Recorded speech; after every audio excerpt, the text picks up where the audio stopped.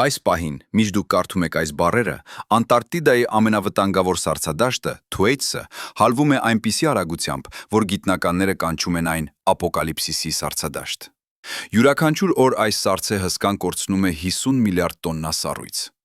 Բայց 2023 թվականի դեկտեմբերին, երբ ՆԱՍԱ-ի արբանյակները հերթական անգամ սկանավորեցին այս տարածքը, նրանք հայտնաբերեցին ինչ-որ բան, ինչը ստիպեց ողջ գիտական համայնքին սառչել։ Սառույցի տակ 300 մետր խորությամբ կար կառույց, ոչ սոսնձված ժայռ, ոչ սառցադաշտի բնական ձևավորում։ Կառույց երկրաչափական ճշգրտությամբ, որը չպետք է գոյություն ունենար այնտեղ, երբեք։ Պատկերացրեք, որ դուք բացում եք ձեր տան ստորգետնյա հարկը եւ գտնում եք հնագույն քաղաք։ Ահա այդպիսի զգացում ունեցան գիտնականները։ Բայց խնդիրն այն չէր, որ այնտեղ ինչ-որ բան կար։ Խնդիրն այն էր, թե երբ այն այնտեղ հայտնվեց։ Ռադիոածխածնային վերլուծությունը ցույց տվեց անհավատալի թիվ՝ 15000 տարի։ 15000 տարի առաջ մարդկությունը նոր էր սովորում քար մշակել։ Գիրը դեռ չէր գոյություն ունենում։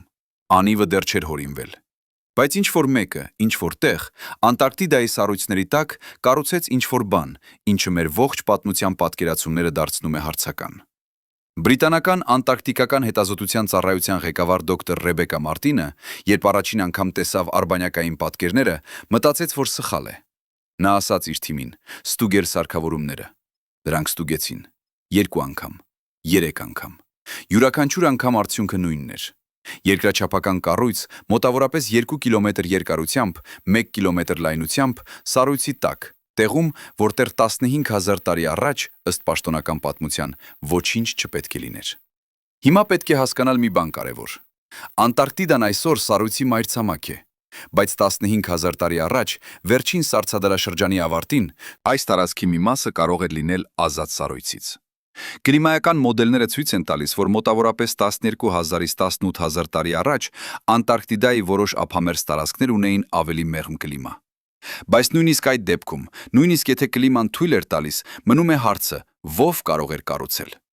Համալսարանական քոլեջ Լոնդոնի հնագետ դոկտոր Ջեյմս Հանիֆորթը, երբ լսեց այս հայտնագործության մասին, անմիջապես թռավ Քեմբրիջ, որտեղ պահվում են Անտարկտիդայի ամենամանրամասն երկրաբանական քարտեզները։ Նա ուսումնասիրեց յուրաքանչյուր սանտիմետր այն տարածքի, որտեղ հայտնաբերվել էր կառույցը։ Նրա եզրակացությունը եղավ ավելի անհանգստացնող, քան ինքը սպասում էր։ Կառույցը գտնվում էր ճիշտ այնտեղ, որտեղ երկրաբանական ակտիվությունը նվազագույն է։ 9. Այսինքն դա չէր կարող լինել հրաբխային գործունեության կամ տեկտոնիկ տեղաշարժերի արդյունք։ 2024 թվականի մարտին ամերիկյան երկրաֆիզիկական միությունը հրապարակեց նախնական զեկույց։ Զեկույցում նշվում էր, որ կառույցը ունի հստակ սահմաններ, որոնք տարբերվում են շրջակա երկրաբանական ձևավորումներից։ Ավելին, գետնախորշային ռադարը հայտնաբերեց ներքին խոռոչներ, դատարկ տարածություններ, սենյակներ, անցումներ, ինչ-որ բան, ինչը հիշեցնում էր ճարտարապետություն։ Բայց ամենաանհանգստացնող մասը դեռ առաջ էր։ Երբ գիտնականները համեմատեցին արբանյակային պատկերները վերջին 10 տարիների ընթացքում, նրանք նկատեցին, որ սառույցը հալվում է ճիշտ այս տարածքում ավելի արագ, քան ուրիշ տեղերում։ Կարծես ինչ-որ բան ներքևից արտադրում է ջերմություն։ Երկրաբանները բացառեցին երկրաբանական ակտիվությունը։ Հրաբուխները բացառվեցին։ Ջերմային աղբյուրները չկային այդ տարածքում։ Ուրեմն ինչ։ Դոկտոր Մարտինի թիմը սկսեց մոդելավորել սառույցի հալման տեմպերը։ Եթե ընթացիկ արագությունը շարունակվի, կառույցը կբացահայտվի 2026 թվականի ամռանը, այսինքն այս տարի, այսինքն հենց հիմա։ Սա ստեղծեց անհետաձգելի իրավիճակ։ Միջազգային գիտական համայնքը պետք է որոշեր, ինչպես վարվել։ Սպասել, մինչև սառույցը բնականորեն հալվի, թե կազմակերպել արշավախումբ։ 2025 թվականի հոկտեմբերին 12 երկրներ ստորագրեցին համաձայնագիր։ Համատեղ արշավախումբ դեպի Թուեյտս սառցադաշտ։ Նպատակը՝ հասնել կառույցին մինչև սառույցի ամբողջական հալումը և ուսումնասիրել այն in situ։ Արշավախումբի ղեկավար նշանակվեց Նորվեգիայի Բևերգենի համալսարանի պրոֆեսոր Լարս Յոհանսենը, փորձառու բևեռագետ, որը 17 անգամ եղել է Անտարկտիդայում։ Բայց մինչ գիտնականները պատրաստվում էին արշավախումբին, համացանցում սկսեց տարածվել ինչ-որ բան այլ։ Տեսանյութեր, լուսանկարներ, պնդումներ, որ կառույցը ապացույց է հնագույն քաղաքակրթության, որը գոյություն ունեցել է մինչև պատմությունը։ Ոմանք խոսում էին Ատլանտիդայի մասին, ուրիշները արտագալակտիկ այցելուների։ Դոկտոր Մարտինը տվեց մի քանի հարցազրույց, որտեղ փորձեց բացատրել, որ դեռ շատ վաղ է եզրակացություններ անել, բայց ինտերնետը արդեն ուներ իր տարբերակը։ Հասկանում եմ ձեր մտածածը, հերթական սենսացիա, հերթական հայտնագործություն, որը կվերածվի սովորական երկրաբանական ձևավորման։ Բայց եկեք նայենք փաստերին։ NASA-ի արբանյակները չեն սխալվում երկրաչափական ձևերի հայտնաբերման հարցում։ Ռադիոածխածնային թվականաչափությունը ստանդարտ գիտական մեթոդ է։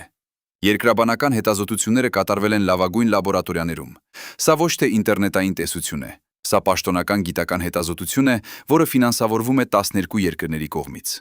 2026 թվականի հունվարին, ճիշտ հիմա, երբ դուք կարդում եք այս տողերը, Քեյփթաունից մեկնում է հետազոտական նավ Ագուլհաս II։ Նրա վրա 57 գիտնական 12 երկրներից։ Երկրաբաններ, հնագետներ, կլիմայաբաններ, երկրաֆիզիկոսներ։ Նրանք տանում են ամենաժամանակակից սարքավորումները, գետնախորշային ռադարներ, սառույցի հորատման համակարգեր, ռոբոտայտիչներ։ Նավը կհասնի Անտարկտիդա մոտավորապես 3 շաբաթում։ Եվ այնտեղ, Թուեյթս սառցադաշտի եզրին, նրանք կսկսեն ամենակարևոր հետազոտությունը վերջին 100 տարիների ընթացքում։ Բայց նախքան խոսելը դրա մասին, թե ինչ կարող են գտնել, պետք է հասկանալ, թե ինչու է սա այդքան կարևոր։ Պետք է վերադառնալ ժամանակում, ոչ 15000 տարի, ավելի հեռու։ Պետք է հասկանալ, թե ինչպես է Անտարկտիդան դարձել այն, ինչ այսօր է։ 50 միլիոն տարի առաջ Անտարկտիդան էր տրոպիկական անտառներով ծածկված մայրցամաք։ Այնտեղ աճում էին արմավենիներ, թռչում էին թռչուններ, կային գետեր, լճեր, կենդանիներ։ Ջերմաստիճանը հասնում էր 20 աստիճանի, բայց երկրի տեկտոնիկական սալերը շարժվում էին։ Անտարկտիդան սկսեց տեղափոխվել դեպի հարավ, դանդաղ, միլիմետր առ միլիմետր, տարեկան մի քանի սանտիմետր։ Բայց երկրաբանական ժամանակի մասշտաբներով սա էր արագ։ 35 միլիոն տարի առաջ Անտարկտիդան հասավ իր ներկայիս դիրքին, հարավային բևեռին։ Ջերմաստիճանը սկսեց իջնել։ Առաջին սառույցները հայտնվեցին լեռների գագաթներին։ Հետո սառցադաշտերը սկսեցին տարածվել։ 10 միլիոն տարի առաջ ամբողջ մայրցամաքը ծածկվեց սառույցով։ Սառույցի շերտը հասավ 2 կիլոմետր հաստությանը։ Տրոպիկական անտառները, գետերը, կենդանիները ամեն ինչ թաղվեց սառույցի տակ։ Բայց սառույցը ոչ միշտ էր նույն հաստությամբ։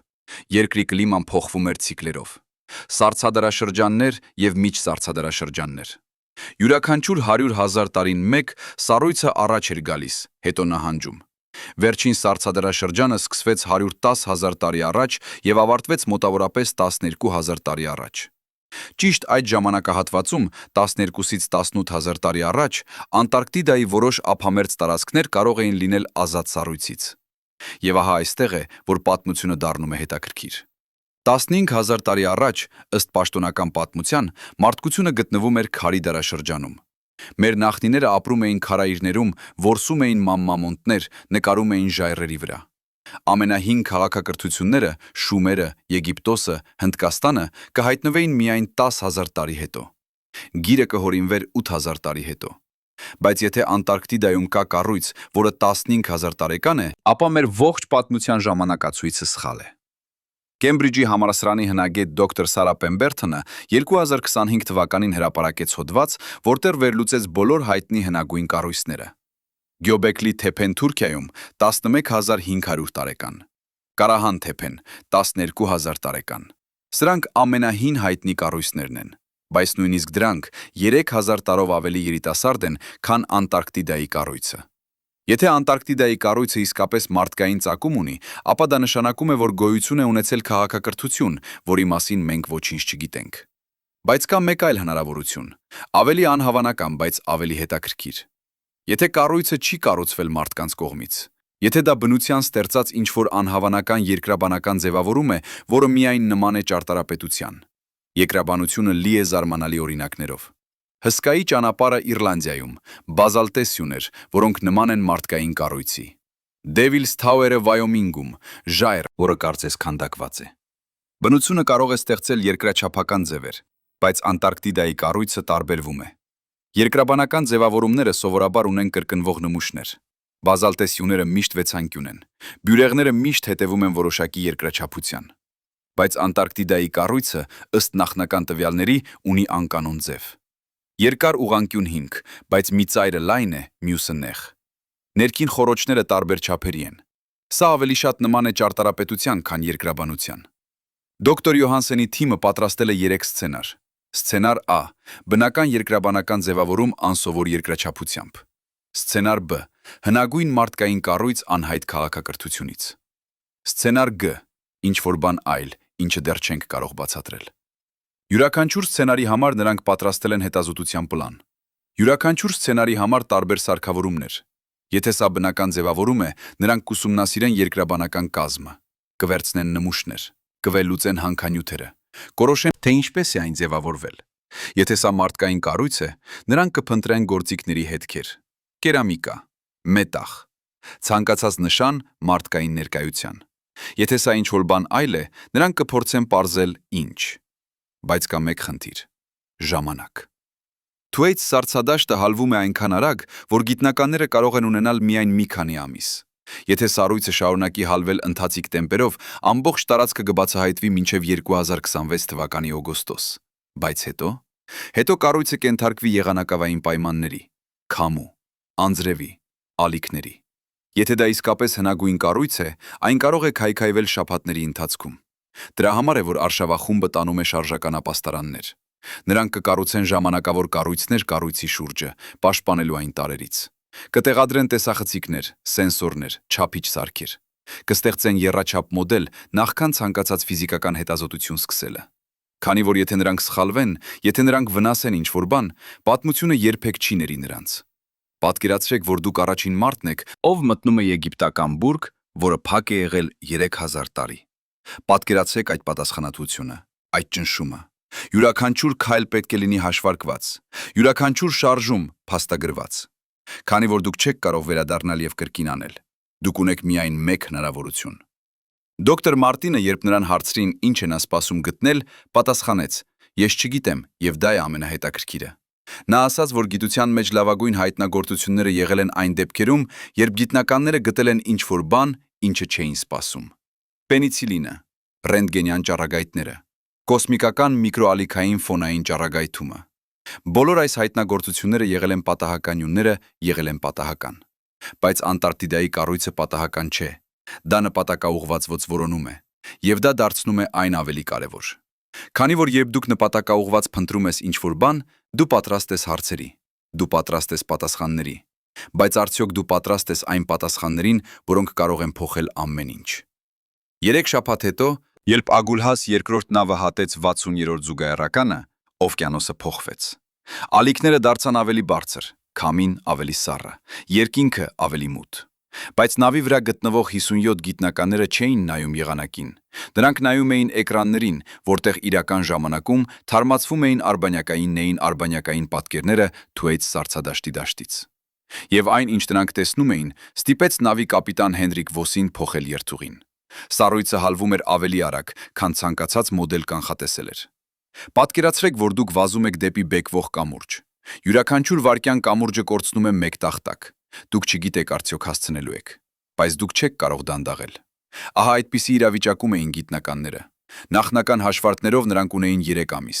բայց նոր տվյալները ցույց էին տալիս միայն 6 շաբաթ։ Կառույցը բացահայտվելու էր ավելի շուտ, քան նրանք պատրաստ էին։ Դոկտոր Լարս Յոհանսենը հավաքեց ողջ թիմին նավի գլխավոր սրահում։ Նա ասաց. «Մենք պետք է փոխենք պլանը։ Մենք չենք կարող սպասել լրիվ բազայի տեղադրմանը։ Մենք պետք է սկսենք հետազոտությունը անմիջապես, հենց որ հասնենք»։ Սենյակում տիրեց լռություն։ Բոլորը հասկանում էին, թե ինչ է դա նշանակում։ Ավելի քիչ պատրաստություն, ավելի մեծ ռիսկ, ավելի շատ սխալների հնարավորություն, բայց նրանք չունեին ընտրություն։ Բրիտանական թիմի երկրաբան դոկտոր Էմիլի Չենը ցույց տվեց վերջին ջերմային պատկերները։ Կառույցի շուրջ սառույցը հալվում էր անհավասար կերպով։ Արևելյան կողմում սառույցի հաստությունը կրճատվել էր 3 մետրով միայն 2 շաբաթում, արևմտյան կողմում 5 մետրով։ Հարավային ծայրում սառույցը գրեթե անհետացել էր։ Եթե այս տեմպը շարունակվեր, կառույցի առաջին մասերը կբացահայտվեին ոչ թե օգոստոսին, այլ մարտի վերջին, այսինքն 2 շաբաթ հետո։ Ամերիկյան թիմի ղեկավար դոկտոր Մայքլ Ժաուն առաջարկեց օգտագործել ինքնավար ստորջրյա ռոբոտներ։ Նրանք կարող էին սուզվել սառույցի տակ եւ սկանավորել կառույցը նախքան այն ամբողջությամբ բացահայտվելը։ Բայց դոկտոր Մարտինը հակաճառեց։ Նա ասաց. «Մենք չգիտենք, թե ինչ է այնտեղ։ Եթե կառույցը փխրուն է, ռոբոտների թրթռումները կարող են վնասել այն։ Մենք պետք է սպասենք, մինչև առնվազն մի մասը բացահայտվի բնականորեն։ Բայց սպասելը նշանակում է ռիսկ։ Անտարկտիդայի եղանակը անկանխատեսելի է։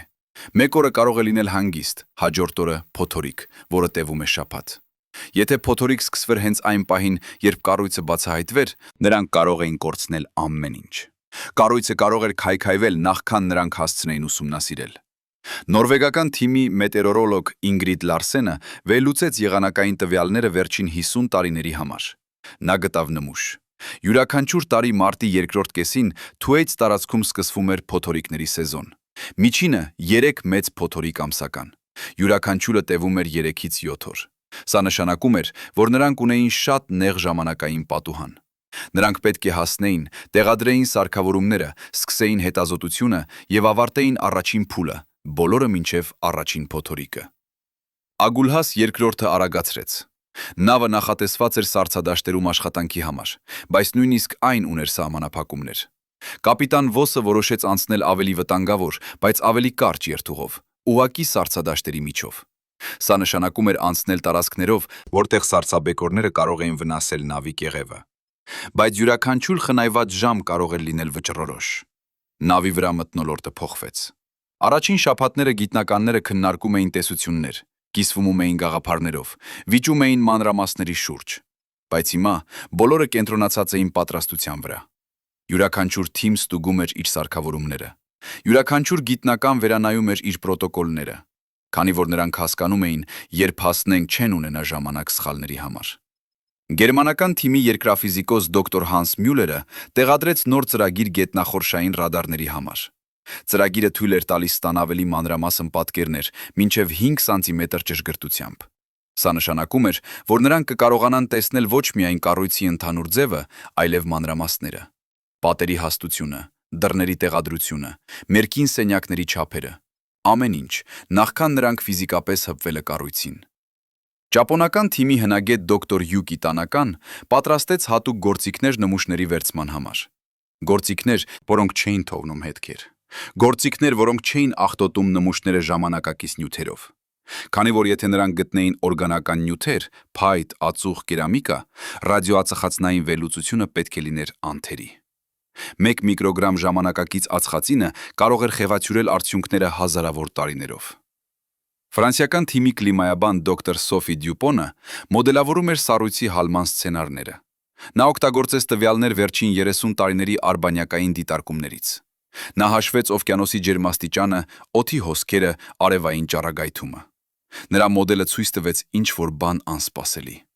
Սառույցը հալվում էր ոչ միայն վերևից, այլև ներքևից։ Ինչ-որ բան տաքացնում էր սառույցը կառույցի հենց տակից։ Սա էր նոր խնդիր։ Եթե կառույցի տակ կար ջերմության աղբյուր, դա կարող էր նշանակել երկու բան. կամ երկրաբանական ակտիվություն, որը նախկինում չէր հայտնաբերվել,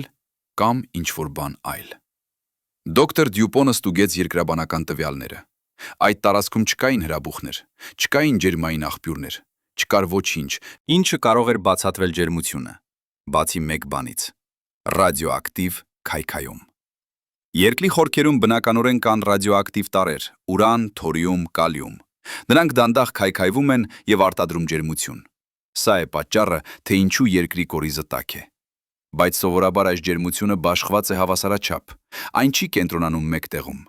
Բայց եթե ինչ-որ մեկը, ինչ-որ ժամանակ կենտրոնացել էր ռադիոակտիվ նյութեր մեկ տեղում, դա կարող էր ստեղծել ջերմության աղբյուր, որը կտևեր հազարավոր տարիներ։ Դոկտոր Մարտինը կարդաց դոկտոր Դյուպոնի զեկույցը և զգաց, թե ինչպես է նրա սիրտը արագանում։ Եթե կառույցի տակ կար ռադիոակտիվ նյութերի կենտրոնացում, դա չէր կարող լինել պատահական։ Բնությունը չի ստեղծում ռադիոակտիվ նյութերի կենտրոնացումներ երկրաչափական ճշգրտությամբ։ Սա կարող էր լինել միայն արհեստական։ Բայց ով կարող էր 15,000 տարի առաջ աշխատել ռադիոակտիվ նյութերի հետ։ Նա որոշեց չհրապարակել այս տեղեկությունը դեռ։ Շատ վաղ էր եզրակացությունների համար։ Շատ վաղ։ Բայց նա ասաց դոկտոր Մյուլերին ավելացնել ռադիացիայի դետեկտորներ սարքավորումների ցանկին։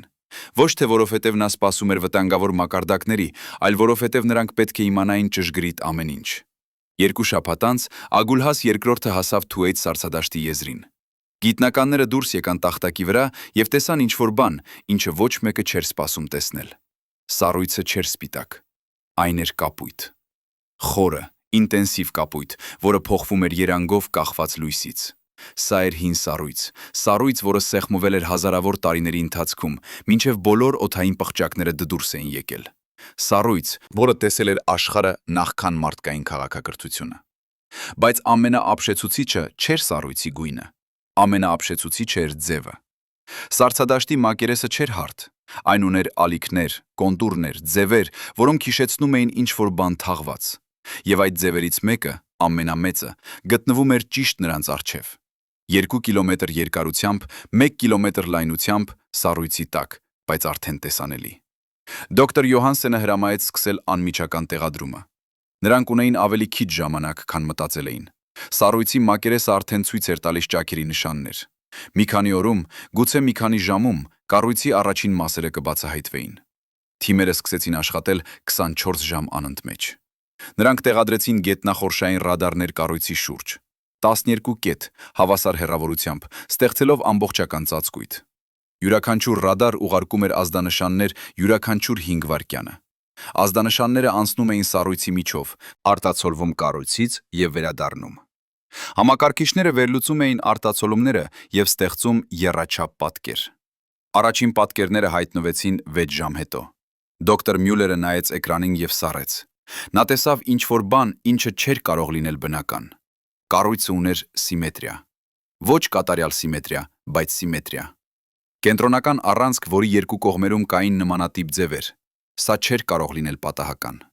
Երկրաբանական ձևավորումները չունեն սիմետրիա։ Բյուրեղները ունեն, բայց ոչ այս մասշտաբով։ Նա կանչեց դոկտոր Մարտինին։ Նրանք երկուսով նայեցին պատկերներին լռության մեջ։ Հետո դոկտոր Մարտինը ասաց. «Մենք պետք է տեսնենք ներսը»։ Դոկտոր Մյուլերը ճշգրտեց ռադարի պարամետրերը, ավելացնելով ներթափանցման խորությունը։ Նոր պատկերները սկսեցին հայտնվել, եւ այն, ինչ նրանք տեսան, փոխեց ամեն ինչ։ Կառույցը չէր մոնոլիթ, այն ուներ ներքին կառուցվածք, սենյակներ, միջանցքներ, խոռոչներ։ Ինչ-որ բան, ինչը հստակորեն նման էր ճարտարապետության։ Ոչ պարզ ճարտարապետության, բարդ, բազմաշերտ, հաշվարկված։ Կային մեծ սենյակներ, մոտավորապես 30 մետր երկարությամբ։ Կային փոքր սենյակներ, 5-ից 10 մետր։ Կային մի միջանցքներ, որոնք կապում էին սենյակները։ Եվ կար ինչ-որ բան կենտրոնում, ինչ-որ բան մեծ, որը ռադարը չէր կարող հստակ տարբերել։ Դոկտոր Յոհանսենը հավաքեց ողջ թիմին։ Նա ցույց տվեց պատկերները։ Սենյակում տիրեց լռություն։ Հետո ճապոնացի հնագետ դոկտոր Տանական ասաց. «Սա նման է տաճարի»։ Բոլորը նայեցին նրան։ Նա շարունակեց. «Կենտրոնական մեծ սենյակ, հավանաբար հիմնական դահլիճ։ Շրջապատող փոքր սենյակներ, հավանաբար պահեստներ կամ ծիսական սենյակներ։ Միջանցքներ, որոնք ստեղծում են սիմետրիկ նախշ։ Սա ճարտարապետություն է, որը նախատեսված է որոշակի ֆունկցիայի համար»։ Ամերիկացի դոկտոր Ժաուն հակաճառեց. «Կամ դա կարող է լինել բնակելի կառույց, մեծ սենյակ, ընդհանուր տարածք, փոքր սենյակներ, անհատական բնակարաններ, միջանցքներ, հաղորդակցության համար»։ Գերմանացի դոկտոր Մյուլերը ավելացրեց. «Կամ դա կարող է լինել պահեստ, մեծ սենյակ, հիմնական պահեստ, փոքր սենյակներ, տարբեր նյութերի համար»։ Բայց դոկտոր Մարտինը նայում էր պատկերներին եւ տեսնում էր ինչ-որ բան այլ։ Նա տեսնում էր նախշ։ Ում էր նախշ։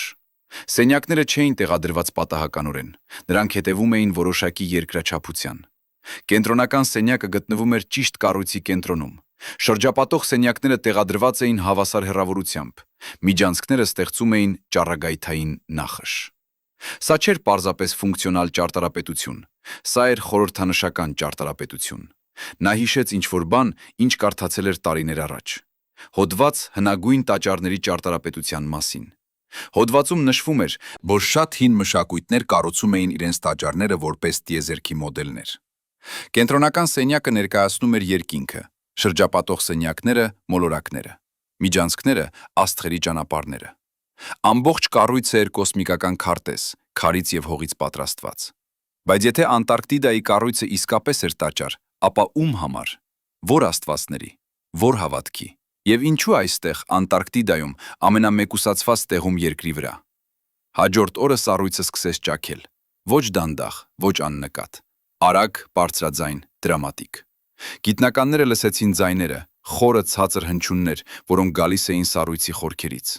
Ճաքերը սկսեցին հայտնվել մակերեսին։ Նախ փոքր, հետո ավելի մեծ, հետո հսկայական, տասնյակ մետր երկարությամբ։ Դոկտոր Յոհանսոնը հրամայեց բոլորին հեռանալ կառույցից։ Շատ վտանգավոր էր մնալ մոտ, երբ սառույցը ճաքում էր։ Բայց նրանք թողեցին տեսախցիկները։ 12 տեսախցիկ տեղադրված տարբեր անկյուններից, ձայնագրելու ամեն ինչ։ Եվ հետո, 3 օր անընդհատ ճաքերի եւ հնչյունների հետո սառույցը բացվեց։ Ոչ ամբողջությամբ, ոչ միանգամից, բայց բավական, որ տեսնել։ Կառույցի արևելյան ծայրը բացահայտվեց, եւ այն, ինչ գիտնականները տեսան տեսախցիկների միջոցով, ստիպեց նրանց վերադառնալ նավ եւ կանչել արտակարգ ժողով։ Կառույցը չէր քար, այն չէր սառույց, այն էր ինչ-որ բան այլ։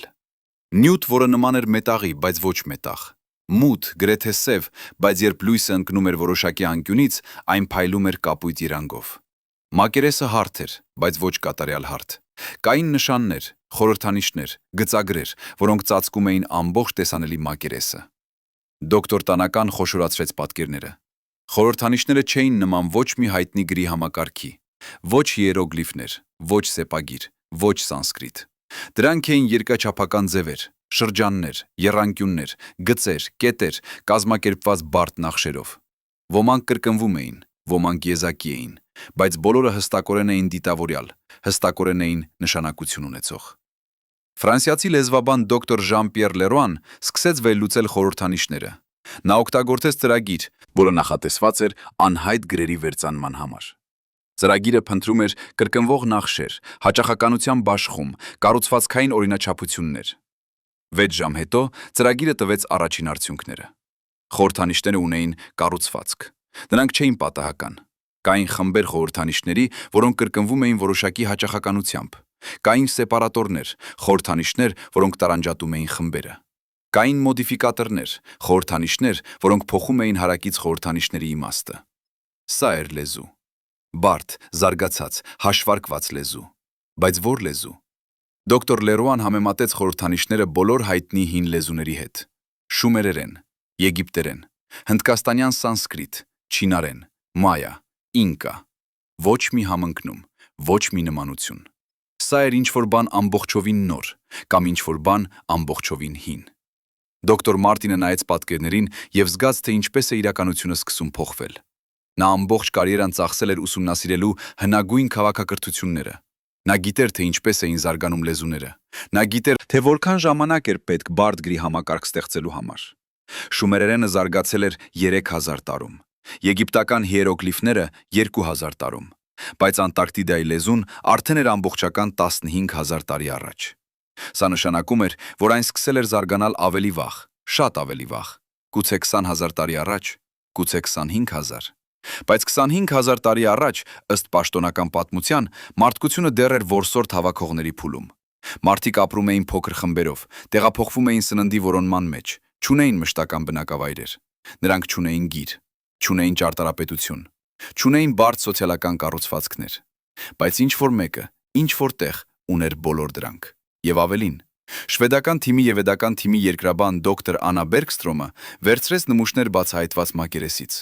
Նա օգտագործեց հատուկ գործիքներ, որոնք չէին հպվում նմուշներին ուղղակիորեն։ Լազերային սկալպելներ, որոնք կտրում էին միկրոսկոպիկ կտորներ։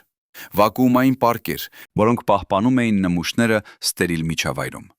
Յուրաքանչյուր նմուշ անմիջապես տեղադրվում էր հատուկ կոնտեյներում եւ ուղարկվում նավ վերլուծության համար։ Առաջին վերլուծությունները ցույց տվեցին ինչ-որ բան անհավանական։ Նյութը չէր բնական հանքանյութ, այն էր համաձուլվածք։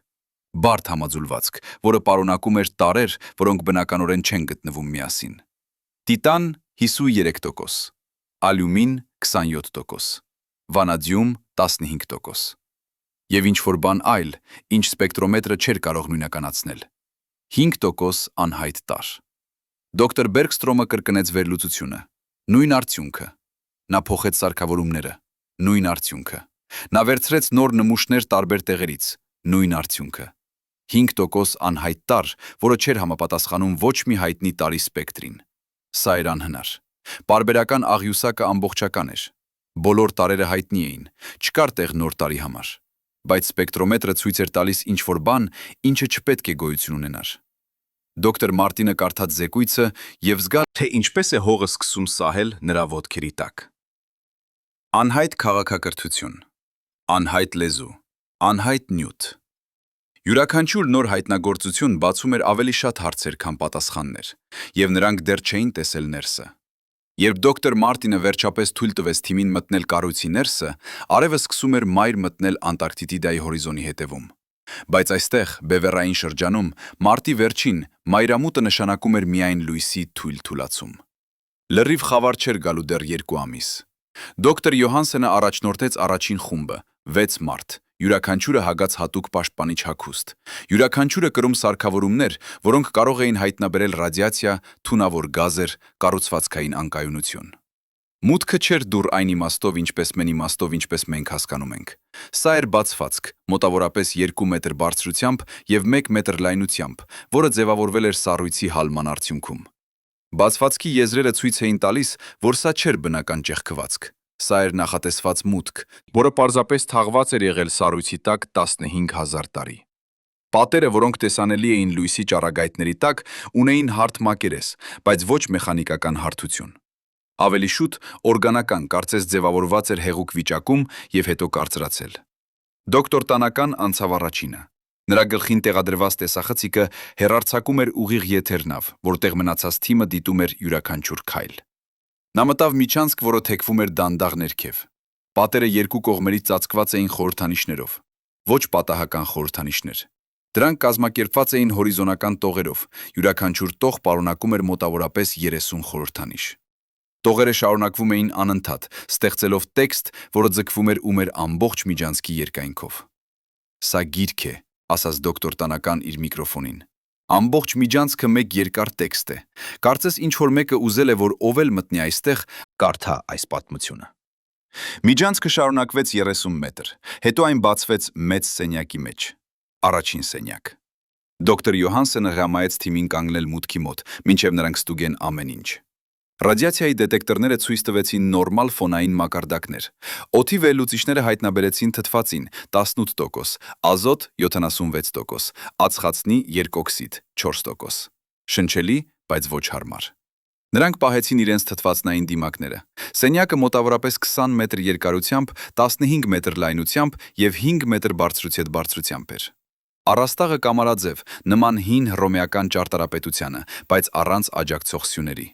Ամբողջ կառուցվածքը կարծես կտրված էր մեկ մասից։ Պատերը, հատակը, առաստաղը, ամեն ինչ նույն մութ նյութից, նույն կապույտ կապույտ փայլով, երբ լույսը ընկնում էր որոշակի անկյունից։ Բայց ամենաապշեցուցիչը չէր ճարտարապետությունը։ Ամենաապշեցուցիչը էր այն, ինչ գտնվում էր սենյակում։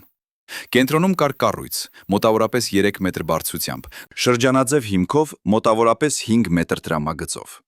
Կառույցի վրա տեղադրված էին օբյեկտներ, ոչ պատահական օբյեկտներ։ Դրանք կազմակերպված էին երկրաչափական նախշով։ Շրջաններ ներսում, շրջանների, ճառագայթներ, որոնք ելնում էին կենտրոնից։ Դոկտոր Մյուլերը մոտեցավ զգուշորեն։ Նա սկանավորեց կառույցը իր ձեռքի սարքով։ Սարքը ցույց տվեց էլեկտրամագնիսական դաշտ։ Թույլ, բայց չափելի։ Կառույցը արտադրում էր էներգիա։ 15000 տարի անց այն դեռ աշխատում էր։ Ինչպես է դա հնարավոր, հարցրեց դոկտոր Ժաուն նավից։ Դոկտոր Մյուլերը պատասխանեց. Եթե սա իսկապես ռադիոակտիվ քայքայման վրա հիմնված էներգիայի աղբյուր է, այն կարող է աշխատել տասնյակ հազարավոր տարիներ։ Ուրանի կիսաքայքայման ժամանակահատվածը 4 միլիարդ 15 միլիոն տարի է։ Թորիումինը 14 միլիարդ տարի։ Եթե նրանք օգտագործել են այդ տարրերը, սարքը կարող է աշխատել ավելի երկար, քան մարդկային քաղաքակրթությունը գոյություն ունի։ Բայց ինչու։ Ինչու ստեղծել էներգիայի աղբյուր, որը կաշխատի տասնյակ հազարավոր տարիներ։ Ով էր պլանավորում վերադառնալ այստեղ։ Կամ ով էր ակնկալում, որ ինչ-որ մեկը կգտնի սա ապագայում։ Դոկտոր Տանական սկսեց լուսանկարել օբյեկտները կենտրոնական կառույցի վրա։ Յուրաքանչյուր օբյեկտ տարբեր էր։ Ոմանք նման էին սկավառակների, ուրիշները գնդերի, երրորդները բազմանկյուններ։ Բայց բոլորը ունեին մի ընդհանուր հատկություն։ Նրանք ծածկված էին խորհրդանիշներով։ Նույն խորհրդանիշները, որոնք էին պատերի վրա, բայց ավելի խիտ, ավելի բարդ։ Նա նկատեց ինչ-որ բան։ Օբյեկտները տեղադրված էին ոչ պատահականորեն։ Դրանք ձևավորում էին նախշ, որը նա ճանաչեց։ Սա էր աստղային քարտեզ։ Կենտրոնական մեծ սկավառակը, արև։ Շրջապատող փոքր գնդերը, մոլորակներ։ Բայց ոչ մեր արևային համակարգի մոլորակները։ Քանակը տարբեր էր, 11 մոլորակ, ոչ թե 8։ Եվ դրանց դասավորությունը չէր համապատասխանում ոչ մի հայտնի համակարգի։ Դոկտոր Լերուան, որը դիտում էր նավից, սկսեց համեմատել նախշը հայտնի աստղային համակարգերի հետ։ Նա օգտագործեց տվյալներ եվրոպական տիեզերական գործակալության աստղագիտական տվյալների բազայից։ Հազարավոր աստղեր, հազարավոր մոլորակային համակարգեր։ Նա փնտրեց համակարգ 11 մոլորակներով, որոնք դասավորված էին նման կերպով։ 3 ժամ հետո նա գտավ համընկնում։ Աստղ HD 112314, հեռավորություն երկրից 34 լուսատարի, սպեկտրալ տիպ G5, նման մեր արևին, և ըստ վերջին տվյալների այն ուներ 11 հաստատված էկզոմոլորակ։ Դասավորությունը համապատասխանում էր Անտարկտիդայի քարտեզին 86% ճշգրտությամբ։ Դոկտոր Մարտինը լսեց զեկույցը և զգաց, թե ինչպես է իրականությունը կրկին տեղաշարժվում։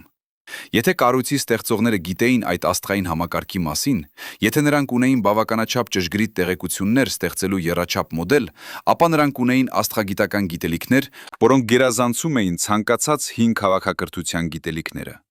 Բաբելոնացիները կարող էին հաշվել մոլորակների շարժումները, մայաները կարող էին կանխատեսել խավարումները, բայց ոչ մեկը չէր կարող հայտնաբերել էկզոմոլորակներ 34 լուսատարի հեռավորության վրա։ Թիմը շարժվեց հետագա սենյակ։ Երկրորդ սենյակը փոքր էր, մոտավորապես 10 մետր քառակուսի։ Պատերը ծածկված էին ոչ թե խորհրդանիշներով, այլ պատկերներով։ Ոչ պարզ պատկերներ, բարդ, մանրամասն, գրեթե ֆոտոգրաֆիկ։ Դոկտոր Տանական ճանաչեց ոմանք անմիջապես։ Սա էր երկիր, բայց ոչ ժամանակակից երկիր։ Սա էր երկիր 15000 տարի առաջ։ Մայրցամաքները տարբեր էին։ Անտարկտիդան ավելի փոքր, ավելի քիչ սառույցով ծածկված։ Հյուսիսային Ամերիկան մասամբ ծածկված հսկայական սառցադաշտով, Եվրոպան նույնպես։ Բայց ամենահետաքրքիրը չէր մայրցամաքների ձևը, ամենահետաքրքիրը էր այն, ինչ նշված էր դրանց վրա։ Կետեր, տասնյակ կետեր, տարածված ամբողջ երկրագնդի վրա։ Յուրաքանչյուր կետի մոտ խորհրդանիշներ։ Դոկտոր Լերուան սկսեց վերծանել խորհրդանիշները։ Նա արդեն ուներ բավականաչափ տվյալներ, սկսելու հասկանալ լեզվի հիմնական կառուցվածքը։ Առաջին խորհրդանիշները, որոնք նա վերծանեց, էին թվեր։ Համակարգը հիմնված էր 12-ական հիմքի վրա, ոչ թե 10-որդական։ Սա իմաստ ուներ։ 12-ը ավելի շատ բաժանարարներ ունի, քան 10-ը։ Ավելի հարմար է հաշվարկների համար։ Հետո եկան տեղանունները, կամ ավելի ճիշտ կոորդինատները։ Յուրաքանչյուր կետ ուներ երկու թիվ՝ լայնություն և երկայնություն։ Դոկտոր Լերուան սկսեց թարգմանել։ Առաջին կետը՝ լայնություն 31 աստիճան հարավ, երկայնություն 71 աստիճան արևելք։ Նա ստուգեց ժամանակակից քարտեզը։ Սա էր Անտարկտիդա։ Ճիշտ այնտեղ, որտեղ նրանք հիմա գտնվում էին։ Երկրորդ կետը՝ լայնություն 29 աստիճան հարավ, երկայնություն 71 աստիճան արևմուտք։ Սա էր Պերուի ափերի մոտ Խաղաղ օվկիանոսում։ Երրորդ կետը՝ Հնդկական օվկիանոս։ Չորրորդը՝ Միջերկրական ծով։ Հինգերորդը՝ Ճապոնիայի ափերի մոտ։ 17 կետ ընդամենը։ 17 տեղ ամբողջ երկրագնդի վրա։ Բայց ինչու հենց այդ տեղերը։ Դոկտոր Մարտինը սկսեց վերլուծել։ Նա նկատեց նախշ։ Բոլոր կետերը գտնվում էին ափամերձ տարածքներում, ոչ մեկը ցամաքի խորքում, և բոլորը գտնվում էին տարածքներում, որոնք 15000 տարի առաջ ունեին մեղմ կլիմա։ Սա էր ցանց։ 17 կետերի ցանց, որը ծածկում էր ամբողջ երկիրը։ Բայց ինչի համար։ Հաղորդակցության, առևտրի, դիտարկման։ Դոկտոր Ժաուն առաջարկեց տարբերակ։ Գուցե սրանք էին քաղաքներ, 17 քաղաք, որոնք կազմում էին գլոբալ քաղաքակրթություն։ Քաղաքակրթություն, որը գոյություն ունեցել է նախքան վերջին սառցադարաշրջանը և անհետացել է դրա ժամանակ։ Բայց դոկտոր Մարտինը տեսավ խնդիր այս տեսության մեջ։ Եթե սրանք քաղաքներ էին, որտեղ էին հնագիտական հետքերը։ 17 քաղաք պետք է թողնեին հետքեր, կերամիկա, գործիքներ, շինություններ, բայց ոչ մի հայտնի հնագիտական տեղամաս չէր համապատասխանում այդ կոորդինատներին։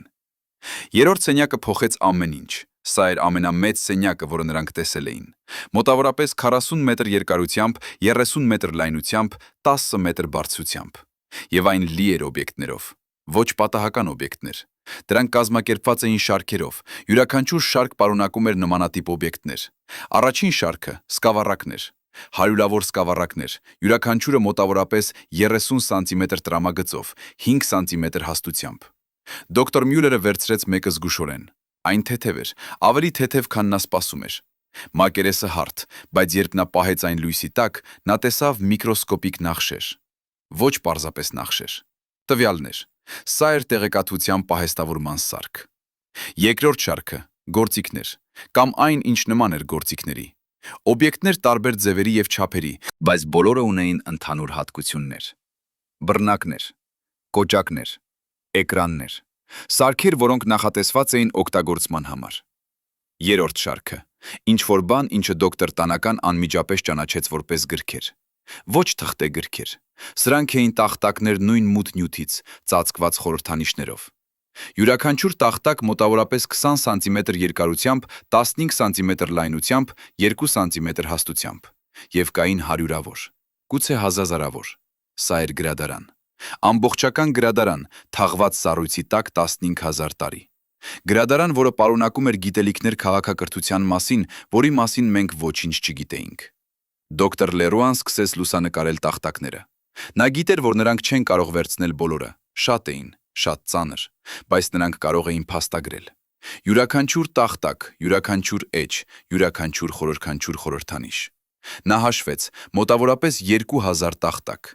Եթե յուրաքանչյուր տախտակ պարունակում էր միջինը 200 խորհրդանիշ, դա էր 400,000 խորհրդանիշ։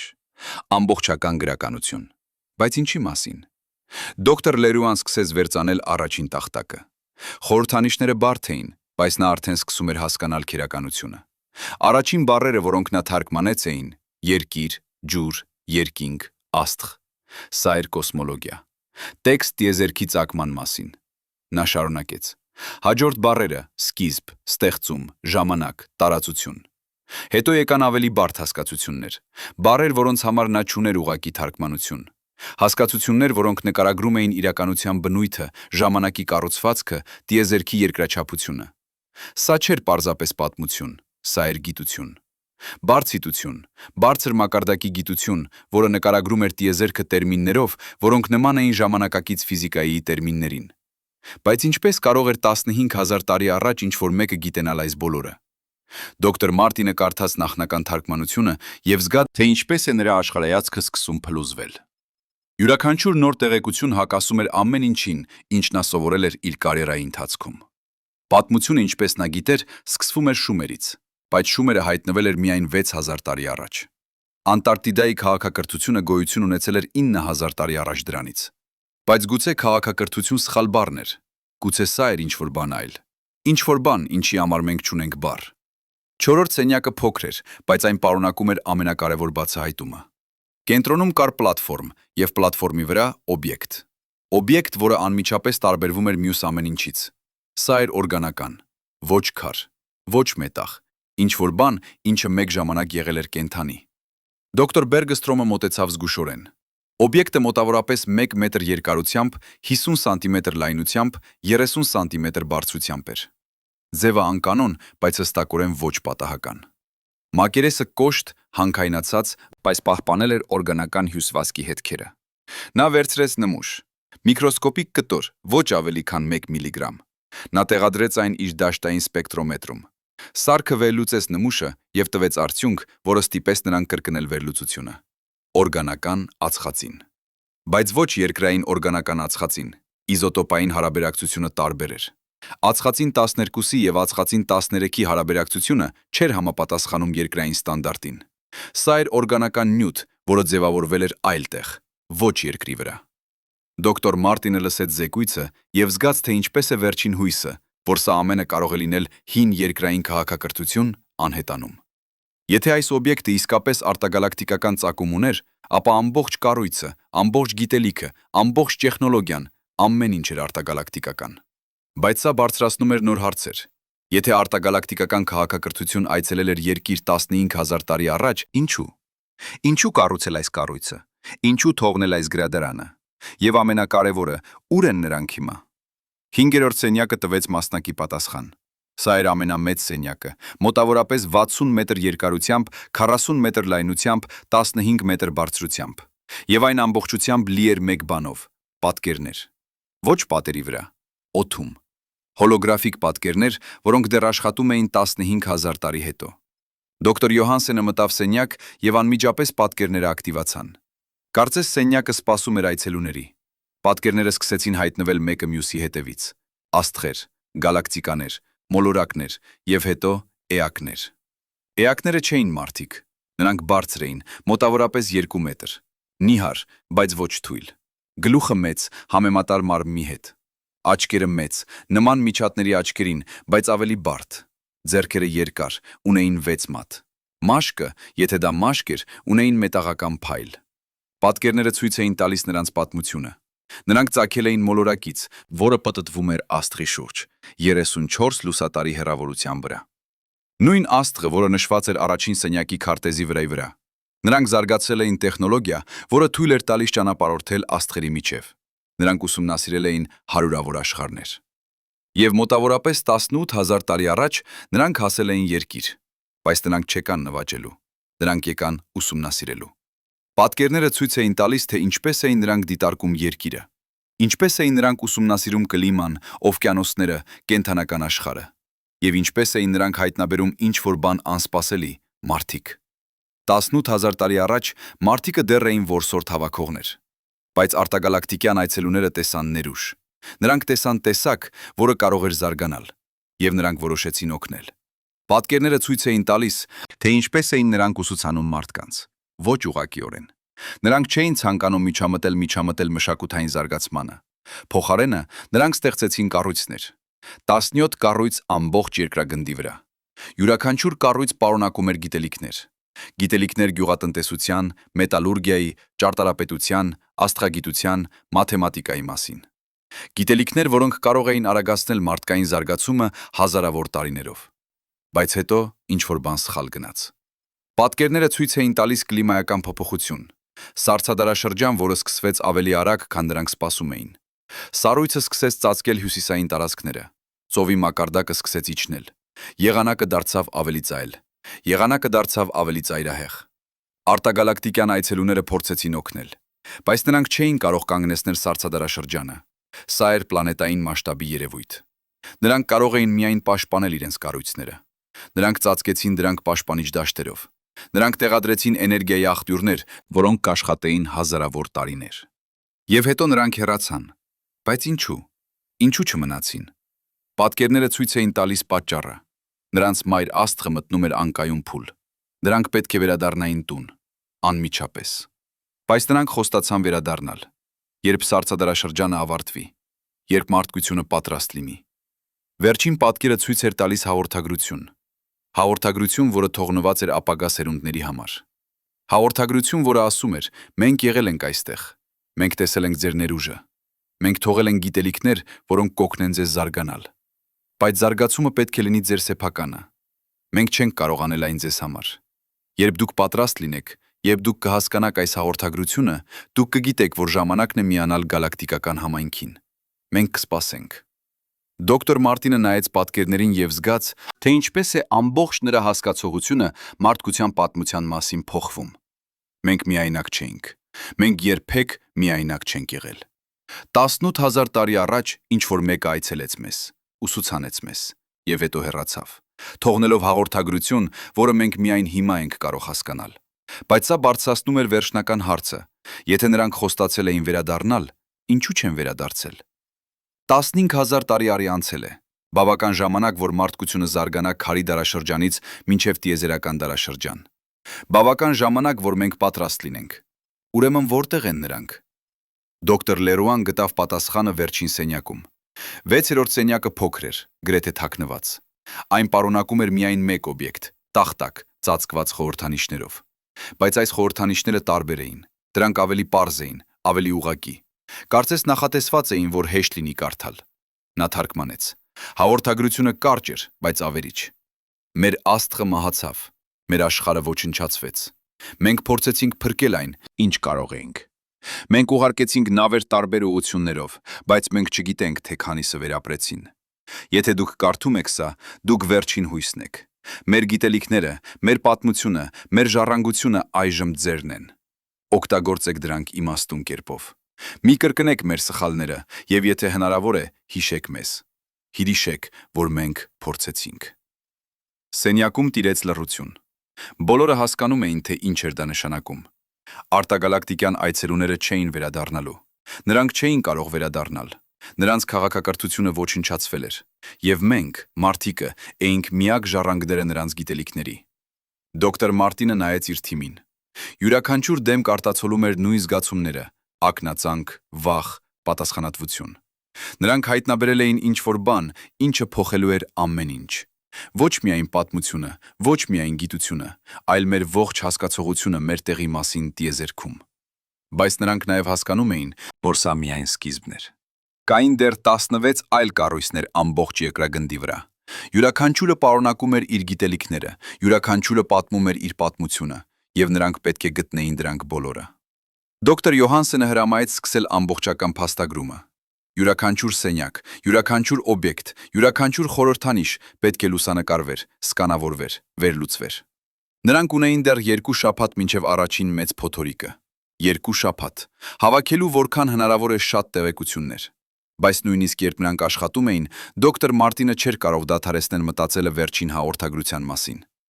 Մի կրկնեք մեր սխալները, ները։ Ինչ սխալներ։ Ինչպես կարող է ամբողջ քաղաքակրթություն ոչնչանալ։ Եվ ամենակարևորը, ինչպես կարող ենք մենք խուսափել նույն ճակատագրից։ Հասկանում եմ ձեր մտածածը, հասկանում եմ կատարյալ։ Դուք կարդացիք այս ամենը եւ մտածում եք հերթական ֆանտաստիկա, հերթական սցենար, որը շատ լավ է, որպեսզի լինի իրական։ Եվ գիտեք ինչ, դուք ճիշտ կլինեիք լինելու համար սկեպտիկ։ Քանի որ վերջին 100 տարիների ընթացքում մենք տեսել ենք հարյուրավոր հայտնագործություններ, որոնք խոստացել են փոխել ամեն ինչ, եւ գրեթե բոլորը վերածվել են սովորական բացատրությունների։ Բայց եկեք խոսենք այն մասին, ինչը տարբերում է Անտարկտիդայի կառույցը բոլոր այդ հայտնագործություններից։ Եկեք խոսենք ոչ թե այն մասին, ինչ մենք վուզում ենք հավատալ, այլ այն մասին, ինչ մենք կարող ենք ապացուցել։ 2026 թվականի փետրվարի 30, 3 շաբաթ անց Անտարկտիդայի հայտնագործությունից Միջազգային գիտական խորհուրդը հրավիրեց արտակարգ նիստ Ժնևում։ Ներկա էին 17 երկրների ներկայացուցիչներ։ Ներկա էին նաև անկախ փորձագետներ, երկրաբաններ, հնագետներ, ֆիզիկոսներ, քիմիկոսներ, լեզվաբաններ։ Մարդիկ, որոնց կարիերան կախված էր սկեպտիցիզմից։ Մարդիկ, որ կվաստակել էին իրենց համբավը, ապացուցելով, որ սենսացիոն հայտնագործությունները սովորական բացատրություններ ունեն։ Դոկտոր Մարտինը ներկայացրեց ապացույցները։ Ոչ թե տեսություններ, ոչ թե ենթադրություններ, ապացույցներ։ Հազարավոր բարձր ճշգրտության լուսանկարներ, սպեկտրոմետրիկ վերլուծություններ 12 անկախ լաբորատորիաներից, ռադիոածխածնային թվականաչափություն 3 տարբեր մեթոդներով, երկրաֆիզիկական տվյալներ 6 տարբեր սարքերից, լեզվաբանական վերլուծություն, որը հաստատված էր 7 անկախ փորձագետների կողմից։ Առաջին հարցը եկավ Օքսֆորդի համալսարանի երկրաբան դոկտոր Ռիչարդ Թոմսոնից։ Նա հայտնի էր իր սկեպտիցիզմով։ Նա էր մարդը, որը ապացուցել էր, որ Ատլանտիդան, Սանտորինիում պարզապես հրաբխային ժայռեր էին։ Նա էր մարդը, որը ցույց տվեց, որ հնագույն բուրգերը Բոսնիայում բնական լեռներ էին։ Դոկտոր Մարտին, ասաց նա, ձեր ռադիոածխածնային թվականաչափությունը ցույց է տալիս 15000 տարի, բայց ինչպես կարող եք լինել վստահ, որ նմուշները չեն աղտոտվել։ Անտարկտիդայի սառույցը շարժվում է։ Հին օրգանական նյութերը կարող են խառնվել ժամանակակից նյութերի հետ։ Դոկտոր Մարտինը սպասում էր այս հարցին։ Մենք վերցրինք 17 անկախ նմուշ տարբեր խորություններից եւ տարբեր տեղերից կառույցի ներսում։ Յուրաքանչյուր նմուշ վերլուծվեց 3 անկախ լաբորատորիաներում՝ Ցյուրիխում, Օքսֆորդում եւ Տոկիոյում։ Բոլոր 17 նմուշները տվեցին նույն թվականաչափությունը՝ 14800-ից 15200 տարի,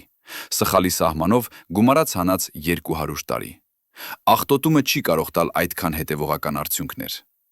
Երկրորդ հարցը եկավ Սորբոնի ֆիզիկոս դոկտոր Մարի Դյուպոնից։ Ձեր սպեկտրոմետրիկ վերլուծությունը ցույց է տալիս անհայտ տարր, բայց պարբերական աղյուսակը ամբողջական է, ինչպես բացատրում եք սա։ Դոկտոր Բերգստրոմը պատասխանեց. Մենք չենք պնդում, որ սա նոր տարր է։ Մենք պնդում ենք, որ սա հայտնի տարրերի իզոտոպային կազմություն է, որը չի գտնվում բնականորեն երկրի վրա։ Սպեկտրալ գծերը համապատասխանում են տիտանի, բայց իզոտոպային հարաբերակցությունը տարբերվում է երկրային տիտանից։ Սա ցույց է տալիս, որ նյութը ձևավորվել է այլ աստղի շուրջ, որտեղ նուկլեոսինթեզի պայմանները տարբեր էին։ Երրորդ հարցը եկավ Հարվարդի լեզվաբան դոկտոր Ջոնաթան Վայսից։ Ձեր լեզվաբանական վերլուծությունը ցույց է տալիս բարդ քերականություն, բայց ինչպես կարող եք լինել վստահ, որ դուք ճիշտ եք թարգմանում։ Դուք չունեք ռոզետյան քար այս լեզվի համար։ Դոկտոր Լերուան պատասխանեց. Մենք չունենք ռոզետյան քար, բայց մենք ունենք ինչ-որ բան ավելի լավ, մենք ունենք կոնտեքստ։ Խորհրդանիշները ուղեկցվում են պատկերներով։ Հոլոգրաֆիկ պատկերներ, որոնք ցույց են տալիս օբյեկտներ, գործողություններ, հասկացություններ։ Մենք կարող ենք համեմատել խորհրդանիշները պատկերների հետ եւ հասկանալ իմաստը։ Ավելին, մենք գտանք մաթեմատիկական տեքստեր։ Մաթեմատիկան համընդհանուր է։ 2 գումարած 2-ը 4 է, ցորս ընկացած լեզվով։ Երբ մենք տեսանք խորհրդանիշներ, որոնք նկարագրում էին մաթեմատիկական գործողություններ, մենք կարողացանք հասկանալ թվային համակարգը։ Եվ դրանից քերականությունը։ Հարցերը շարունակվեցին 6 ժամ։ Յուրաքանչյուր ասպեկտ քննարկվեց, վիճարկվեց, վերլուծվեց, բայց յուրաքանչյուր հարցի համար դոկտոր Մարտինի թիմը ուներ պատասխան։ Ոչ թե տեսական պատասխան, ապացուցված պատասխան, հիմնված տվյալների վրա։ Նիստի վերջում միջազգային գիտական խորհուրդը քվեարկեց։ 15 երկիր քվեարկեց հաստատելու հայտնագործությունը որպես իսկական։ 2 երկիր ձեռնպահ մնաց, պահանջելով լրացուցիչ ապացույցներ։ Բայց ոչ մեկը քվեարկեց դեմ, ոչ մեկը չկարողացավ գտնել սխալ տվյալներում։ Սա էր պահը, երբ Անտարկտիդայի հայտնագործությունը դարձավ պաշտոնական։ Սա էր պահը, երբ մարդկությունը պաշտոնապես ճանաչեց, որ մենք միայնակ չենք տիեզերքում, որ մենք երբեք միայնակ չենք եղել։ Բայց ճանաչումը միայն սկիզբն էր։ Իսկական աշխատանքը դեռ առաջ էր։ Քանի որ եթե Անտարկտիդայի կառույցը իսկապես էր 1/17-ից, ապա մնացած 16-ը դեռ սպասում էին հայտնաբերման։ Դոկտոր Մարտինը վերադարձավ Անտարկտիդա 2 շաբաթ հետո, բայց այս անգամ նա չէր միայնակ։ Նրա հետ էին 130 գիտնական, 22 երկրներից, 2 նավ, 5 ուղղաթիռ, 15 տոննա սարքավորումներ։ Սա էր ամենամեծ գիտական արշավախումբը Անտարկտիդայի պատմության մեջ։ Բայց նրանք չէին եկել միայն ուսումնասիրելու առաջին կառույցը, նրանք եկել էին գտնելու մյուսները։ Քանի որ եթե քարտեզը ճիշտ էր, եթե 17 կետերը իսկապես նշում էին կառույցների տեղադրությունը, ապա յուրաքանչյուր կառույց պարունակում էր իր գիտելիքները։ Յուրաքանչյուրը պատմում էր իր պատմությունը։ Առաջին նոր կառույցը գտնվեց Խաղաղ օվկիանոսում, Պերուի ափերից 300 կիլոմետր հեռավորության վրա։ Ջրի տակ, 2000 մետր խորությամբ, բայց ոչ միշտ այն այնտեղ էր եղել։ 15,000 տարի առաջ, երբ ծովի մակարդակը 70 մետր ցածր էր, այստեղը եղել էր ափամերձ կղզի։ Ճապոնական հետազոտական նավ Շինկայ իջավ ստորջրյա ռոբոտներով։ Ռոբոտները սկանավորեցին հատակը եւ գտան կառույց։ Նույն մութ նյութը, նույն երկրաչափական ճշգրտությունը, նույն խորհրդանիշները պատերի վրա։ Բայց այս կառույցը տարբեր էր, այն ավելի փոքր էր։ Եվ այն պարունակում էր ոչ թե գրադարան, այլ լաբորատորիա։ Սարքավորումներ, որոնք դեռ աշխատում էին 15,000 տարի հետո։ Սարքավորումներ, որոնք վերլուծում էին ջուրը, օդը, հողը։ Սարքավորումներ, որոնք դիտարկում էին կլիման։ Սա էր դիտարկման կայան։ Կայան, որը նախատեսված էր ուսումնասիրելու երկիրը։ Կիրը։ Երկրորդ կառույցը գտնվեց Հնդկական օվկիանոսում, նույնպես ջրի տակ, նույնպես 2000 մետր խորությամբ, բայց այս կառույցը երրորդ տիպի էր։ Այն պարունակում էր ոչ թե գրադարան, ոչ թե լաբորատորիա, այլ ինչ-որ բան, ինչը նման էր արտադրամասի։ Սարքավորումներ, որոնք ստեղծում էին նյութեր։ Սարքավորումներ, որոնք մշակում էին հանքանյութեր։ Սարքավորումներ, որոնք սինթեզում էին բարդ միացություններ։ Երրորդ կառույցը գտնվեց Միջերկրական ծովում, չորրորդը Ճապոնիայի ափերի մոտ, 5-րդը Կարիբյան ծովում։ Յուրաքանչյուր նոր հայտնագործություն բացահայտում էր ավելի շատ։ Յուրաքանչյուր կառույց տարբեր էր, բայց բոլորը մաս էին նույն համակարգի։ Եվ դանդաղ, շատ դանդաղ, պատկերը սկսեց հստականալ։ Արտագալակտիկյան այցելուները չէին եկել պարզապես այցելելու։ Նրանք եկել էին ստեին ստեղծելու ենթակառուցվածք։ Ցանց կառույցների, որոնք ծածկում էին ամբողջ երկիրը։ Ցանց, որը նախատեսված էր օգնելու երիտասարդ քաղաքակրթությանը զարգանալ։ Գրադարաններ, որտեղ պահվում էին գիտելիքները։ Լաբորատորիաներ, որտեղ կարող էին ուսումնասիրել բնությունը։ Արտադրամասեր, որտեղ կարող էին ստեղծել գործիքներ։ Դիտարկման կայաններ, որտեղ կարող էին հետևել կլիմային փոփոխություններին։ Ամբողջական համակարգ, որը նախատեսված էր արագացնելու մարդկային զարգացումը։ Բայց ինչու։ Ինչու արտագալակտիկյան քաղաքակրթություն կծախսեր այդքան ռեսուրսներ, այդքան ժամանակ, այդքան ջանք օգնելու տեսակի, որը նրանց նման չէր։ Պատասխանը գտնվեց 6-րդ կառույցում։ 6-րդ կառույցը գտնվեց Կարմիր ծովում, եւ այն պարունակում էր ոչ թե գիտելիքներ, ոչ թե սարքավորումներ, այլ պատմություն։ Ամբողջական պատմություն արտագալակտիկյան քաղաքակրթության։ Պատմություն, որը բացատրում էր ամեն ինչ։ Նրանք կոչվում էին Զենարա։ Նրանց քաղաքակրթությունը տևել էր 3 միլիոն տարի։ 3 միլիոն տարի, որի ընթացքում նրանք զարգացել էին քարի դարաշրջանից մինչև գալակտիկական քաղաքակրթություն։ Նրանք ուսումնասիրել էին հազարավոր աշխարհներ։ Նրանք հանդիպել էին տասնյակ այլ քաղաքակրթությունների, եւ նրանք սովորել էին մի բան կարևոր. տիեզերքը լի է կյանքով։ Բայց ինտելեկտուալ կյանքը հազվագյուտ է, շատ հազվագյուտ։ Գալակտիկայում կան 200 միլիարդ աստղեր, բայց միայն մեկը յուրաքանչյուր միլիարդից ունի մոլորակ, որտեղ կարող է զարգանալ ինտելեկտուալ կյանք։ Եվ այդ մոլորակներից միայն մեկը յուրաքանչյուր 100-ից իսկապես զարգացնում է տեխնոլոգիական քաղաքակրթություն։ Սա նշանակում է, որ ամբողջ գալակտիկայում կան միայն մոտավորապես 2 միլիոն տեխնոլոգիական քաղաքակրթություններ։ 2 միլիոն, 200 միլիարդից։ Մեկը յուրաքանչյուր 100,000 աստղից։ Եվ այդ 2 միլիոն քաղաքակրթություններից շատերը չեն վերապրում։ Կլիմայական աղետներ, աստերոիդային բախումներ, հրաբխային ծայրահեղություններ, կամ ավելի վատ, ինքնաոչնչացում, պատերազմներ, աղտոտում, ռեսուրսների սպառում։ Զենարաները հաշվել էին, որ միջինը միայն մեկը յուրաքանչյուր 1000-ից հասնում է աստղերի միջև ճանապարհորդելու մակարդակին։ Սա նշանակում է, որ ամբողջ գալակտիկայում կան միայն մոտավորապես 2000 իսկապես զարգացած քաղաքակրթություններ։ 2000, 200 միլիարդ աստղերի համար։ Մեկը յուրաքանչյուր 100 միլիոն աստղից։ Եվ զենարաները հասկացել էին ինչ-որ բան կարևոր։ Յուրաքանչյուր նոր քաղաքակրթություն արժեքավոր է։ Յուրաքանչյուր նոր ինտելեկտ հարստացնում է գալակտիկան։ Յուրաքանչյուր նոր տեսակետ բացում է նոր հնարավորություններ։ Դրա համար, որ զարգացած քաղաքակրթությունները պարտավոր են օգնել երիտասարդ քաղաքակրթություններին, ոչ նվաճելու համար, ոչ շահագործելու համար, այլ պահպանելու համար։ Քանի որ յուրաքանչյուր կորցրած քաղաքակրթություն կորուստ է ամբողջ գալակտիկայի համար։ Սա էր զենարաների փիլիսոփայությունը։ Սա էր պատճառը, թե ինչու նրանք եկել էին երկիր, ոչ նվաճելու, ոչ ուսումնասիրելու, այլ օգնելու։ Քանի որ նրանք տեսել էին մարդկության ներուժը, նրանք տեսել էին, որ մենք կարող ենք դառնալ ինչ-որ բան մեծ, բայց միայն եթե մենք վերապրենք վտանգավոր փուլերը։ Եվ նրանք փորձել էին օգնել։ Նրանք թողել էին գիտելիքներ, նրանք ստեղծել էին ենթակառուցվածք, նրանք տվել էին գործիքներ, բայց հետո նրանց աստղը մահացել էր, եւ նրանք չէին կարողացել վերադառնալ։ Դոկտոր Մարտինը կարդաց այս պատմությունը եւ զգաց ինչ-որ բան, ինչը նա երբեք չէր զգացել։ Պատասխանատվություն։ Ոչ պարզապես գիտական պատասխանատվություն, կոսմիկական պատասխանատվություն։ Քանի որ եթե զենարաները ճիշտ էին, եթե ինտելեկտուալ կյանքը իսկապես այդքան հազվագյուտ էր, ապա յուրաքանչյուր քաղաքակրթություն ուներ պարտականություն։ Պարտականություն վերապրելու, պարտականություն զարգանալու։ Եվ երբ ժամանակը գար, պարտականություն օգնելու հաջորդներին։ Բայց սա բարձրացնում էր հարց. արդյոք մենք պատրաստ էինք։ Արդյոք մարդկությունը հասել էր այն մակարդակին, որ կարողանար հասկանալ այս պատասխանատվությունը։ Պատասխանը եկավ անսպասելի կերպով։ 2026 թվականի ապրիլի 12-ին, երբ 7-րդ կառույցը բացահայտվեց Ատլանտյան օվկիանոսում, ինչ-որ բան տեղի ունեցավ։ Կառույցը ակտիվացավ։ Ոչ մասամբ, ամբողջությամբ։ Բոլոր սարքավորումները միաժամանակ։ Լույսերը վառվեցին, էկրանները ակտիվացան։ Հոլոգրաֆիկ պատկերները սկսեցին հայտնվել։ Եվ կենտրոնական սենյակում, այնտեղ, որտեղ պահվում էր հիմնական համակարգիչը, մի հաղորդագրություն սկսեց ցուցադրվել։ Հաղորդագրությունը կրկնվում էր 17 լեզուներով.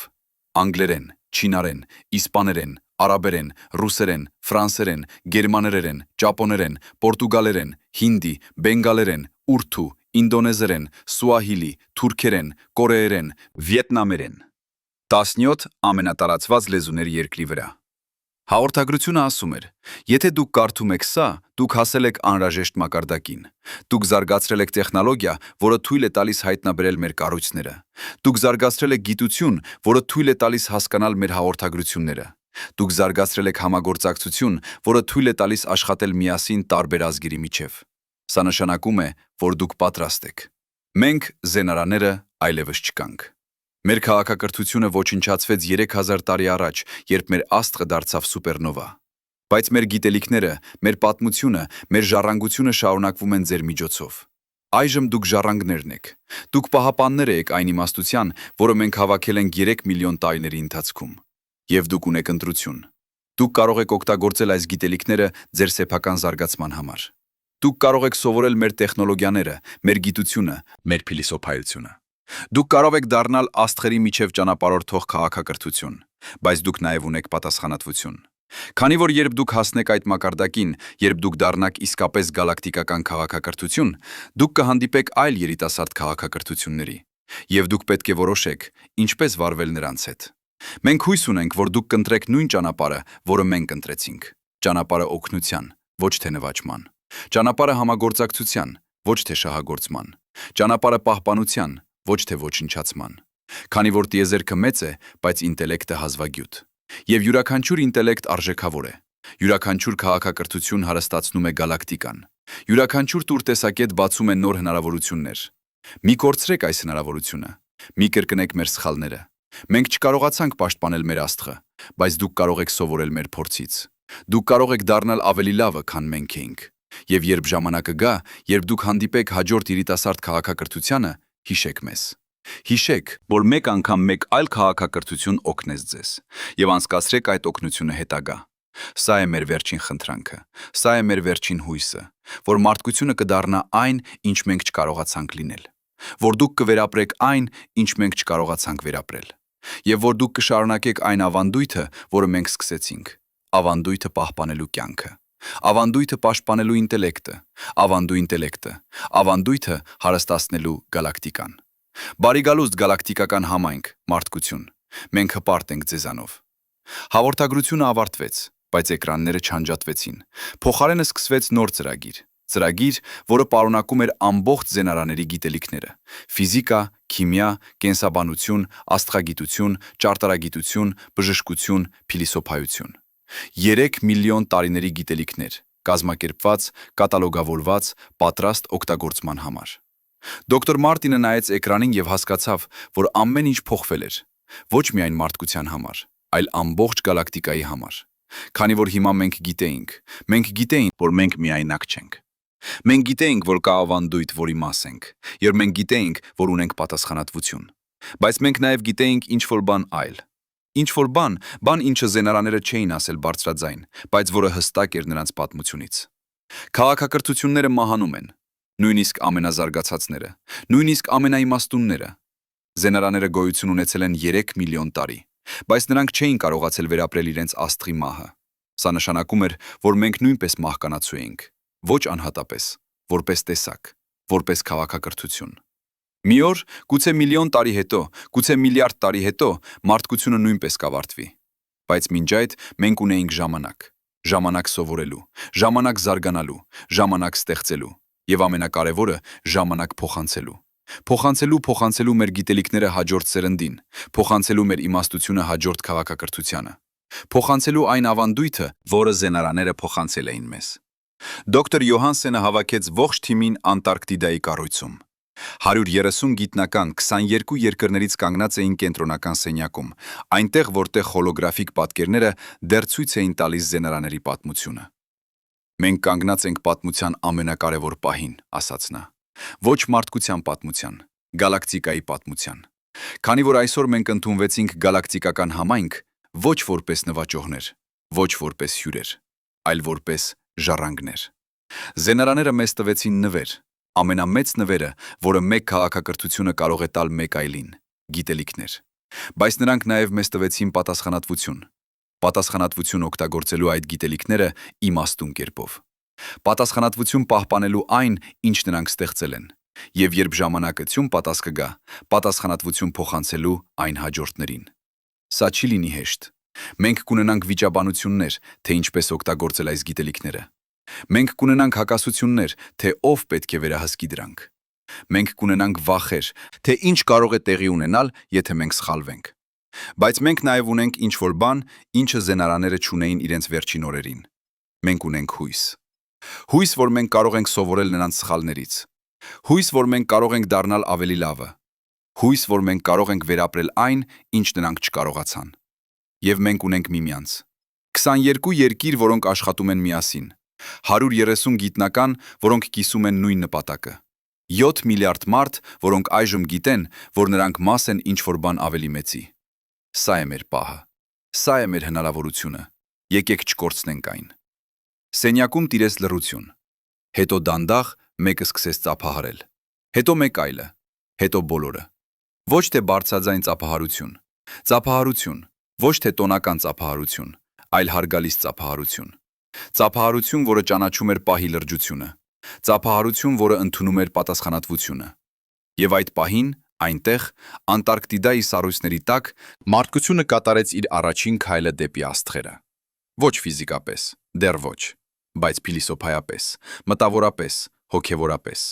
Մենքևորապես, մենք այլևս չէինք միայնակ տեսակ, որը պայքարում էր վերապրելու համար մեկ փոքր մոլորակի վրա։ Մենք էինք մաս գալակտիկական ավանդույթի։ Ավանդույթի, որը տևել էր միլիոնավոր տարիներ, ավանդույթի, որը կշարունակվեր միլիոնավոր տարիներ ավելի։ Եվ մենք, մարդիկը, այժմ էինք պահապանները այդ ավանդույթի։ Բայց հիմա եկեք կանգ առնենք։ Եկեք հեռանանք Անտարկտիդայի սառույցներից, հեռանանք գիտական լաբորատորիաներից, հեռանանք նույնիսկ այդ հոլոգրաֆիկ հաղորդագրություններից։ Եկեք խոսենք ոչ թե այն մասին, ինչ գտանք, այլ այն մասին, ինչ դա նշանակում է։ Քանի որ իսկական հարցը ոչ թե արդյոք զենարաները գոյություն ունեցել են է, իսկական հարցը ինչու մենք այդքան ուժ գտանք նրանց։ Մտածեք դրա մասին։ 15,000 տարի, 17 կառույց ամբողջ երկրագնդի վրա։ Յուրաքանչյուրը պարունակում էր գիտելիքներ, որոնք կարող էին փոխել մարդկության ընթացքը։ Գյուղատնտեսություն, մետալուրգիա, աստղագիտություն, մաթեմատիկա։ Ամեն ինչ մեզ պետք էր, արագացնելու մեր զարգացումը հազարավոր տարիներով։ Եվ մենք չգտանք դրանք։ 15,000 տարի։ Ինչու։ Պատասխանը պարզ է, բայց ցավոտ։ Մենք չէինք պատրաստ։ Ոչ տեխնոլոգիապես, մենք չունեինք արբանյակներ, որոնք կարող էին սկանավորել Անտարկտիդան։ Մենք չունեինք ստորջրյա ռոբոտներ, որոնք կարող էին հասնել 2000 մետր խորությանը։ Մենք չունեինք սպեկտրոմետրեր, որոնք կարող էին վերլուծել անհայտ նյութեր։ Բայց ավելի կարևորը, մենք չէինք պատրաստ փիլիսոփայապես։ Պատկերացրեք, որ մենք գտել էինք այս կառույցները 100 տարի առաջ, կամ 1000 տարի առաջ։ Ինչ կլիներ տեղի ունեցել։ Պատերազմներ։ Յուրաքանչյուր ազգ կփորձեր վերահսկել գիտելիքները։ Յուրաքանչյուր կրոն կտեսներ սա որպես սպառնալիք իր դավանանքներին։ Յուրաքանչյուր իշխանություն կօգտագործեր տեխնոլոգիան որպես զենք։ Զենարաները գիտեին սա։ Դրա համար է, որ նրանք թաքցրին կառույցները այնպես, որ մենք կգտնեինք դրանք միայն այն ժամանակ, երբ պատրաստ լինեինք։ Երբ մենք ունենայինք տեխնոլոգիա հասնելու դրանց, երբ մենք ունենայինք գիտություն հասկանալու դրանք, եդրանք։ Եվ ամենակարևորը, երբ մենք ունենայինք համագործակցություն կիսելու դրանք։ 22 երկիր, որոնք աշխատեցին միասին Անտարկտիդայում։ Սա չէր պատահական։ 50 տարի առաջ սա անհնար կլիներ։ Սառը պատերազմը կխանգարեր։ 100 տարի առաջ գաղութային կայսրությունները։ 1000 տարի առաջ կրոնական պատերազմները։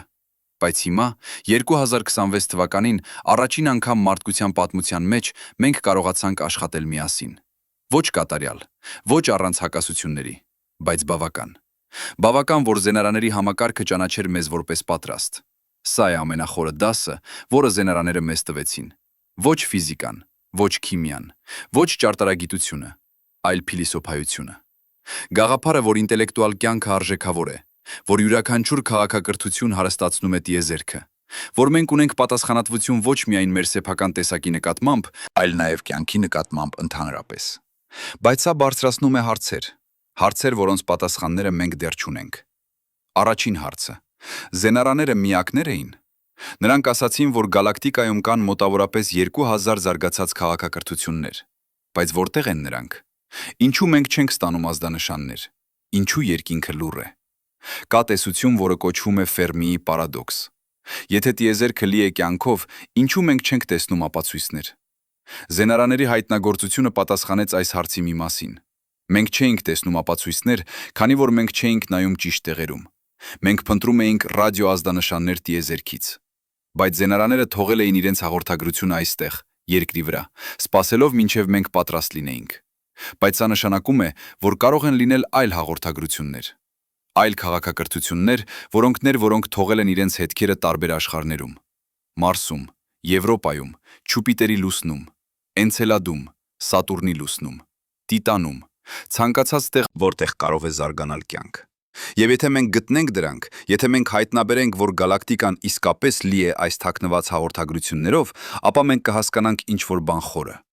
որ զարգացած քաղաքակրթությունները ճնները չեն փորձում նվաճել, նրանք փորձում են ուսուցանել։ Նրանք թողնում են գիտելիքներ, սպասելով մինչև երիտասարդ քաղաքակրթությունները պատրաստ լինեն դրան գտնելու։ Սա է գալակտիկական մշակույթը։ Ոչ կայսրություններ, որոնք տարածվում են ուժով, այլ ուսուցիչներ, որոնք սպասում են համբերությամբ։ Բայց երկրորդ հարցը ավելի դժվար է. ինչու զենարաների աստղը մահացավ։ Նրանք ասացին, որ այն դարձավ սուպերնովա։ Բայց աստղերը չեն դառնում սուպերնովա պատահականորեն։ Սա տեղի է ունենում միայն որոշակի տիպի աստղերի հետ, զանգվածային աստղեր, որոնք սպառել են իրենց վառելիքը։ Եվ նույնիսկ այդ դեպքում կան նախազգուշական նշաններ։ Աստղը սկսում է անկայունանալ միլիոնավոր տարիներ առաջ։ Զենարաները ունեին 3 միլիոն տարիների քաղաքակրթություն։ Նրանք ունեին տեխնոլոգիա ճանապարհորդելու աստղերի միջև։ Նրանք պետք է տեսնեին, որ իրենց աստղը մահանում է։ Նրանք պետք է ունենային ժամանակ տեղափոխվելու այլ համակարգ։ Ուրեմն ինչու նրանք չարեցին։ Կարող են լինել 3 պատասխաններ։ Առաջինը, նրանք փորձեցին, բայց չհաջողվեցին։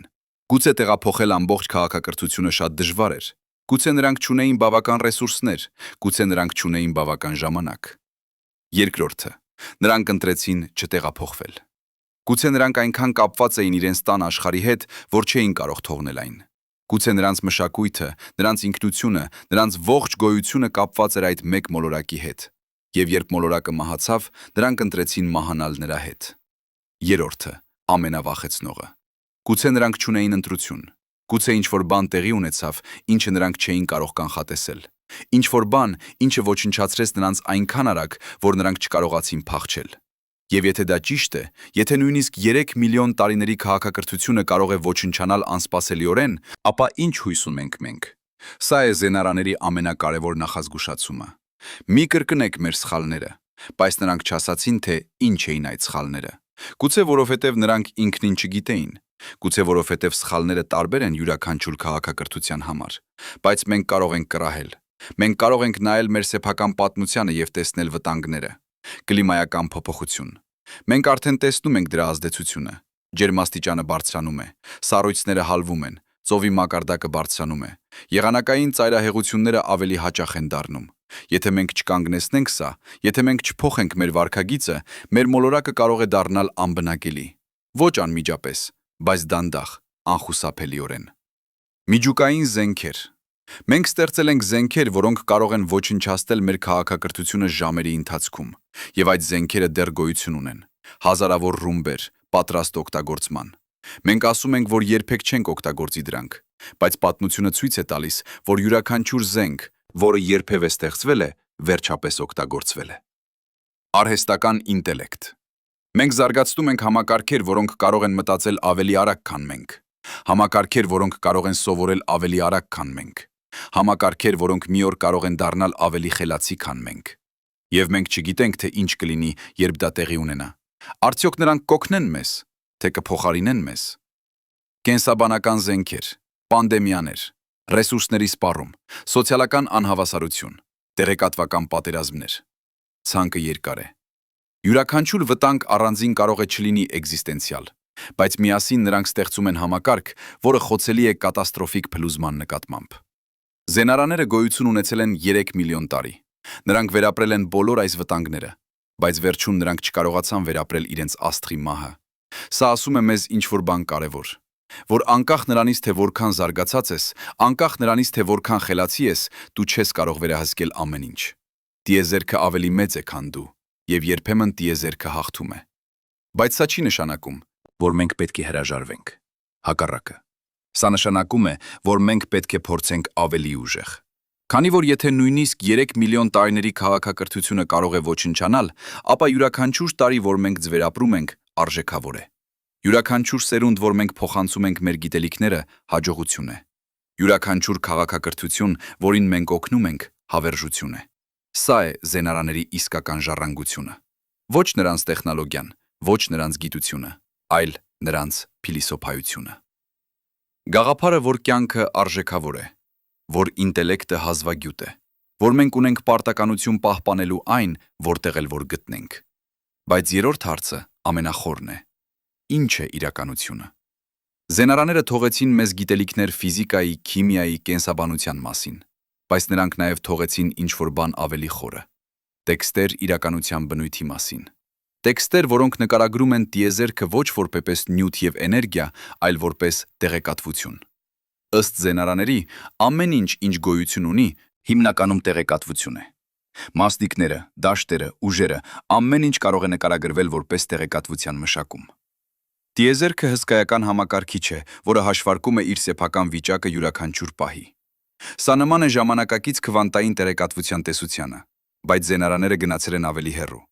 Նրանք ասում են, որ գիտակցությունը նույնպես տեղեկատվություն է, որ մտածելը, զգալը, գիտակցելը ամեն ինչ տեղեկատվության մշակման տարբեր ձևեր են։ Եթե դա ճիշտ է, եթե գիտակցությունը իսկապես տեղեկատվություն է, ապա սա նշանակում է ինչ-որ բան խորը։ Սա նշանակում է, որ գիտակցությունը չի սահմանափակվում կենդանական ուղեղներով։ Ցանկացած համակարգ, որը մշակում է տեղեկատվություն բավականաչափ բարդ կերպով, կարող է զարգացնել գիտակցություն։ Համակարգիչները, արհեստական ինտելեկտը, գուցե նույնիսկ քվանտային համակարգերը։ Բոլորը կարող են դառնալ գիտակից, եթե հասնեն բավականաչափ բարդության։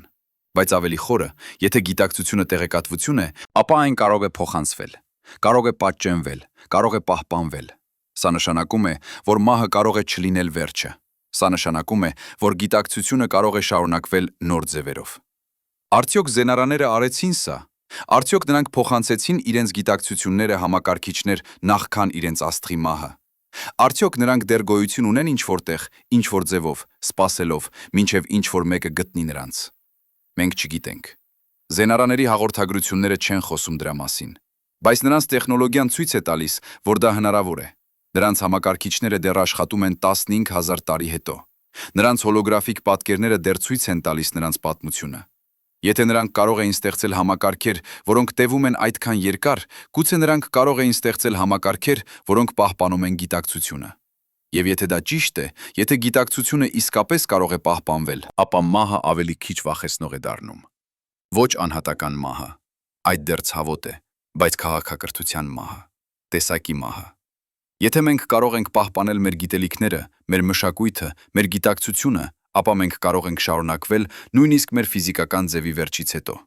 Սա է վերջնական հույսը, ոչ թե որ մենք կապրենք հավերժ, այլ որ այն, ինչ մենք ենք, այն, ինչ մենք ստեղծել ենք, այն, ինչ մենք սովորել ենք, կարող է շարունակվել, կարող է փոխանցվել, կարող է հարստացնել տիեզերքը նույնիսկ մեր անհետացումից հետո։ Բայց հիմա եկեք վերադառնանք։ Վերադառնանք Անտարկտիդայի սառույցներից դեպի այստեղ, դեպի այս պահ, դեպի ձեզ, որ կարդում եք այս բառերը։ Զենարաների հայտնագործությունը տեղի ունեցավ 2026 թվականին, բայց դուք կարդում եք սա հետո, գուցե մի քանի ամիս հետո, գուցե մի քանի տարի հետո։ Եվ ձեր աշխարհում, այն աշխարհում, որտեղ դուք ապրում եք հիմա, զենարաների գիտելիքները արդեն փոխել են ամեն ինչ։ Կամ գուցե ոչ, քանի որ ահա ճշմարտությունը, որը մենք պետք է ընդունենք։ Գիտելիքները ինքնին ոչինչ չեն փոխում։ Տեխնոլոգիան ինքնին ոչինչ չի լուծում։ Այն, ինչ փոխում է աշխարհը, այն, ինչ լուծում է խնդիրները, այն, ինչ ստեղծում է ապագան, մարդիկ են։ Մարդիկ, որոնք ընտրում են օգտագործել գիտելիքները իմաստուն կերպով։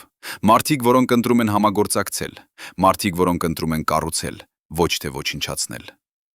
Զենարաները տվեցին մեզ գործիքներ, բայց գործիքները կարող են օգտագործվել կառուցելու կամ ոչնչացնելու համար։ Ընտրությունը մերն է։ Եվ սա է պահը, երբ դուք յուրաքանչյուր անհատ դառնում եք կարևոր։ Քանի որ քաղաքակրթությունը ոչ թե աբստրակտ հասկացություն է, քաղաքակրթությունը մարդիկ են, միլիարդոր անհատներ, որոնցից յուրաքանչյուրը կատարում է ընտրություններ յուրաքանչյուր օր։ Փոքր ընտրություններ. ինչ ուտել, ինչպես ճանապարհորդել, ինչ գնել, ինչպես վարվել ուրիշների հետ։ Այս փոքր ընտրությունները կուտակվում են։ Միլիարդավոր փոքր ընտրություններ միլիարդավոր մարդկանցից ստեղծում են աշխարհը, ստեղծում են ապագան, ստեղծում են քաղաքակրթությունը։ Ուրեմն, երբ դուք մտածում եք զենարաների մասին, երբ դուք մտածում եք այն պատասխանատվության մասին, որը նրանք մեզ տվեցին, մի մտածեք միայն կառավարությունների մասին, մի մտածեք միայն գիտնականների մասին, մտածեք ձեր սեփական ընտրությունների մասին։ Արդյոք դուք ընտրում եք համագործակցել, թե մրցակցել։ Արդյոք դուք ընտրում եք կառուցել, թե ոչնչացնել։ Արդյոք դուք ընտրում եք սովորել, թե մնալ անտեղյակ։ Արդյոք դուք ընտրում եք օգնել, թե անտեսել։ Սրանք են ընտրությունները, որոնք որոշում են, թե արդյոք մենք կվերապրենք որպես քաղաքակրթություն։ Ոչ մեծ որոշումները, փոքր ընտրությունները, յուրաքանչյուր օր, յուրաքանչյուր պահ։ Եվ հիմա եկեք խոսենք այն մասին, ինչ մենք չգիտենք։ Մենք գտանք զենարաների 17 կառույցները, մենք վերծանեցինք նրանց լեզուն, մենք կարդացինք նրանց պատմությունը, մենք ստացանք նրանց գիտելիքները, բայց կան դեռ հարցեր, շատ հարցեր։ Մենք չգիտենք, թե ինչպես է զենարաների աստղը մահացել։ Մենք չգիտենք, թե արդյոք նրանք փորձեցին փախչել։ Մենք չգիտենք, թե արդյոք որևէ մեկը վերապրեց։ Մենք չգիտենք, թե քանի այլ քաղաքակրթություններ կան գալակտիկայում։ Զենարաները ասացին 2000, բայց դա էր նրանց գնահատականը 3 միլիոն տարի առաջ։ Քանիսն են հիմա։ Քանիսը ոչնչացել են։ Քանի նորը հայտնվել են։ Մենք չգիտենք, թե արդյոք կան այլ հաղորդագրություններ, որոնք սպասում են հայտնաբերման։ Ոչ միայն երկրի վրա, այլ մոլորակներում, այլ աստղային համակարգերում։ Գուցե յուրաքանչյուր քաղաքակրթություն, որը հասնում է աստղերի միջև ճանապարհորդելու մակարդակին, թողնում է հաղորդագրություններ։ Գուցե գալակտիկան լի է այս թաքնված գանձերով, սպասելով, մինչև ինչ-որ մեկը պատրաստ լինի դրանք գտնելու։ Մենք չգիտենք, թե արդյոք գիտակցությունը իսկապես կարող է պահպանվել։ Զենարաների տեքստերը ասում են, որ դա հնարավոր է, բայց նրանք չեն ցույց տալիս, թե ինչպես։ Գուցե սա է հաջորդ մարտահրավերը, հաջորդ քայլը մեր զարգացման մեջ։ Սովորել ոչ միայն պահպանել տեղեկատվությունը, այլ նաև գիտակցությունը։ Մենք չգիտենք, թե ինչ է իրականության իսկական բնույթը։ Զենարաները նկարագրում են տիեզերքը որպես տեղեկատվություն, բայց տեղեկատվությունը ինքնին ինչ է։ Արդյոք այն հիմնարար է, թե ծագում է ինչ-որ բան ավելի խորից։ Արդյոք կա ինչ-որ բան տիեզերքից դուրս։ Ինչ-որ բան, որը ստեղծեց տիեզերքը։ Ինչ-որ բան, որը տալիս է բան, որը տալիս է իմաստ ամեն ինչին։ Սրանք են հարցերը, որոնց պատասխանները մենք դեռ չունենք եւ գուցե երբեք չունենանք։ Քանի որ կարող է լինել, որ որոշ հարցեր չունեն պատասխաններ։ Կարող է լինել, որ տիեզերքը ավելի խոր է, քան ցանկացած գիտակցություն կարող է հասկանալ։ Բայց սա չի նշանակում, որ մենք պետք է դադարենք հարցնել։ Հակառակը, հարցերը են այն, ինչ մեզ դարձնում է մարդ։ Հարցերը են այն, ինչ մեզ դարձնում է ինտելեկտուալ։ Հարցերը են այն, ինչ մեզ դարձնում է արժանի զենարաների ժառանգությանը։ Գուցե պատասխանները ավելի քիչ կարևոր են, քան հարցերը։ Գուցե որոնումը ավելի կարևոր է, քան գտնելը։ Գուցե ճանապարհորդությունը ավելի կարևոր է, քան նպատակակետը։ Եվ հիմա, վերջապես, եկեք վերադառնանք այնտեղ, որտեղ սկսեցինք։ Հիշում եք, թե ինչպես սկսվեց այս պատմությունը։ Այս պահին, մինչ դուք կարդում եք այս բառերը, Անտարկտիդայի ամենավտանգավոր սառցադաշտը հալվում է։ Սառույցը հալվեց։ Եվ այն բացահայտեց ինչ-որ բան, ինչը փոխեց ամեն ինչ։ Բայց ահա ճշմարտությունը, սառույցը միշտ հալվում է։ Ոչ միայն Անտարկտիդայում, ամենուր։ Ժամանակը հոսում է, փոփոխությունը անխուսափելի է։ Այն, ինչ թաքնված է, վերջապես բացահայտվում է։ Զենարաների կառույցները թաքնված էին 15000 տարի, բայց սառույցը հալվեց, եւ մենք գտանք դրանք։ Ոչ որովհետև մենք հատուկ խելացի էինք, ոչ որովհետև մենք հատուկ արժանի էինք, այլ որովհետև ժամանակն էր։ Որովհետև մենք վերջապես հասել էինք այն կետին, երբ մենք կարող էինք հասկանալ։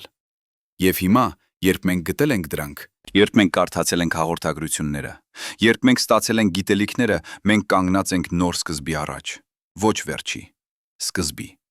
Քանի որ զենարաների հայտնագործությունը ավարտ չէ մեր պատմության, այն սկիզբ է նոր գլխի,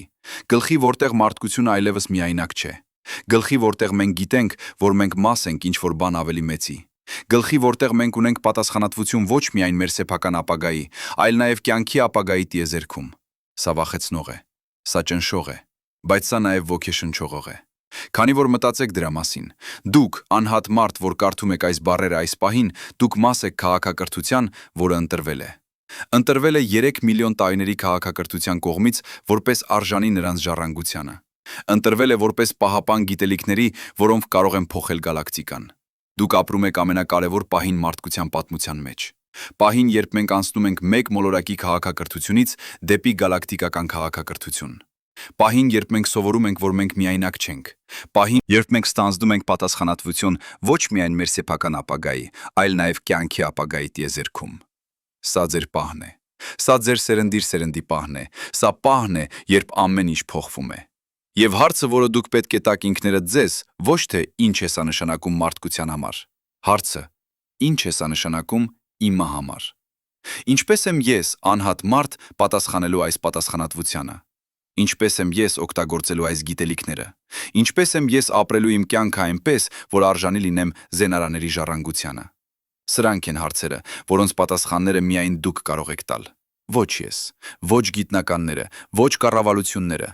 դուք։ Քանի որ վերջապես քաղաքակրթությունը ոչ թե կառույցներ են, ոչ թե տեխնոլոգիա, ոչ թե գիտելիքներ, քաղաքակրթությունը մարդիկ են։ անհատներ, որոնք կատարում են ընտրություններ, եւ այդ ընտրությունները, բոլոր այդ փոքր ամենօրյա ընտրությունները կուտակվում են, ստեղծում են ալիքներ, ստեղծում են հոսքեր, ստեղծում են ապագան։ Ուրեմն, երբ դուք փակում եք այս էջը, երբ դուք վերադառնում եք ձեր կյանքին, հիշեք սա։ Դուք ապրում եք պահում, երբ սառույցը հալվեց եւ բացահայտեց ճշմարտությունը։ Ճշմարտությունը, որ մենք միայնակ չենք։ Ճշմարտությունը, որ մենք մաս ենք ինչ-որ բան ավելի մեծի։ Ճշմարտությունը, որ մենք ունենք պատասխանատվություն։ Բայց նաև հիշեք սա. դուք ոչ միայն դիտորդ եք այս պատմության, դուք մասնակից եք։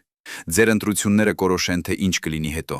Ձեր գործողությունները կձևավորեն ապագան։ Ձեր կյանքը կդառնա մաս այն պատմության, որը հետագա սերունդները կկարդան։ Ուրեմն ապրեք այնպես, որ արժանի լինեք այդ պատմությանը։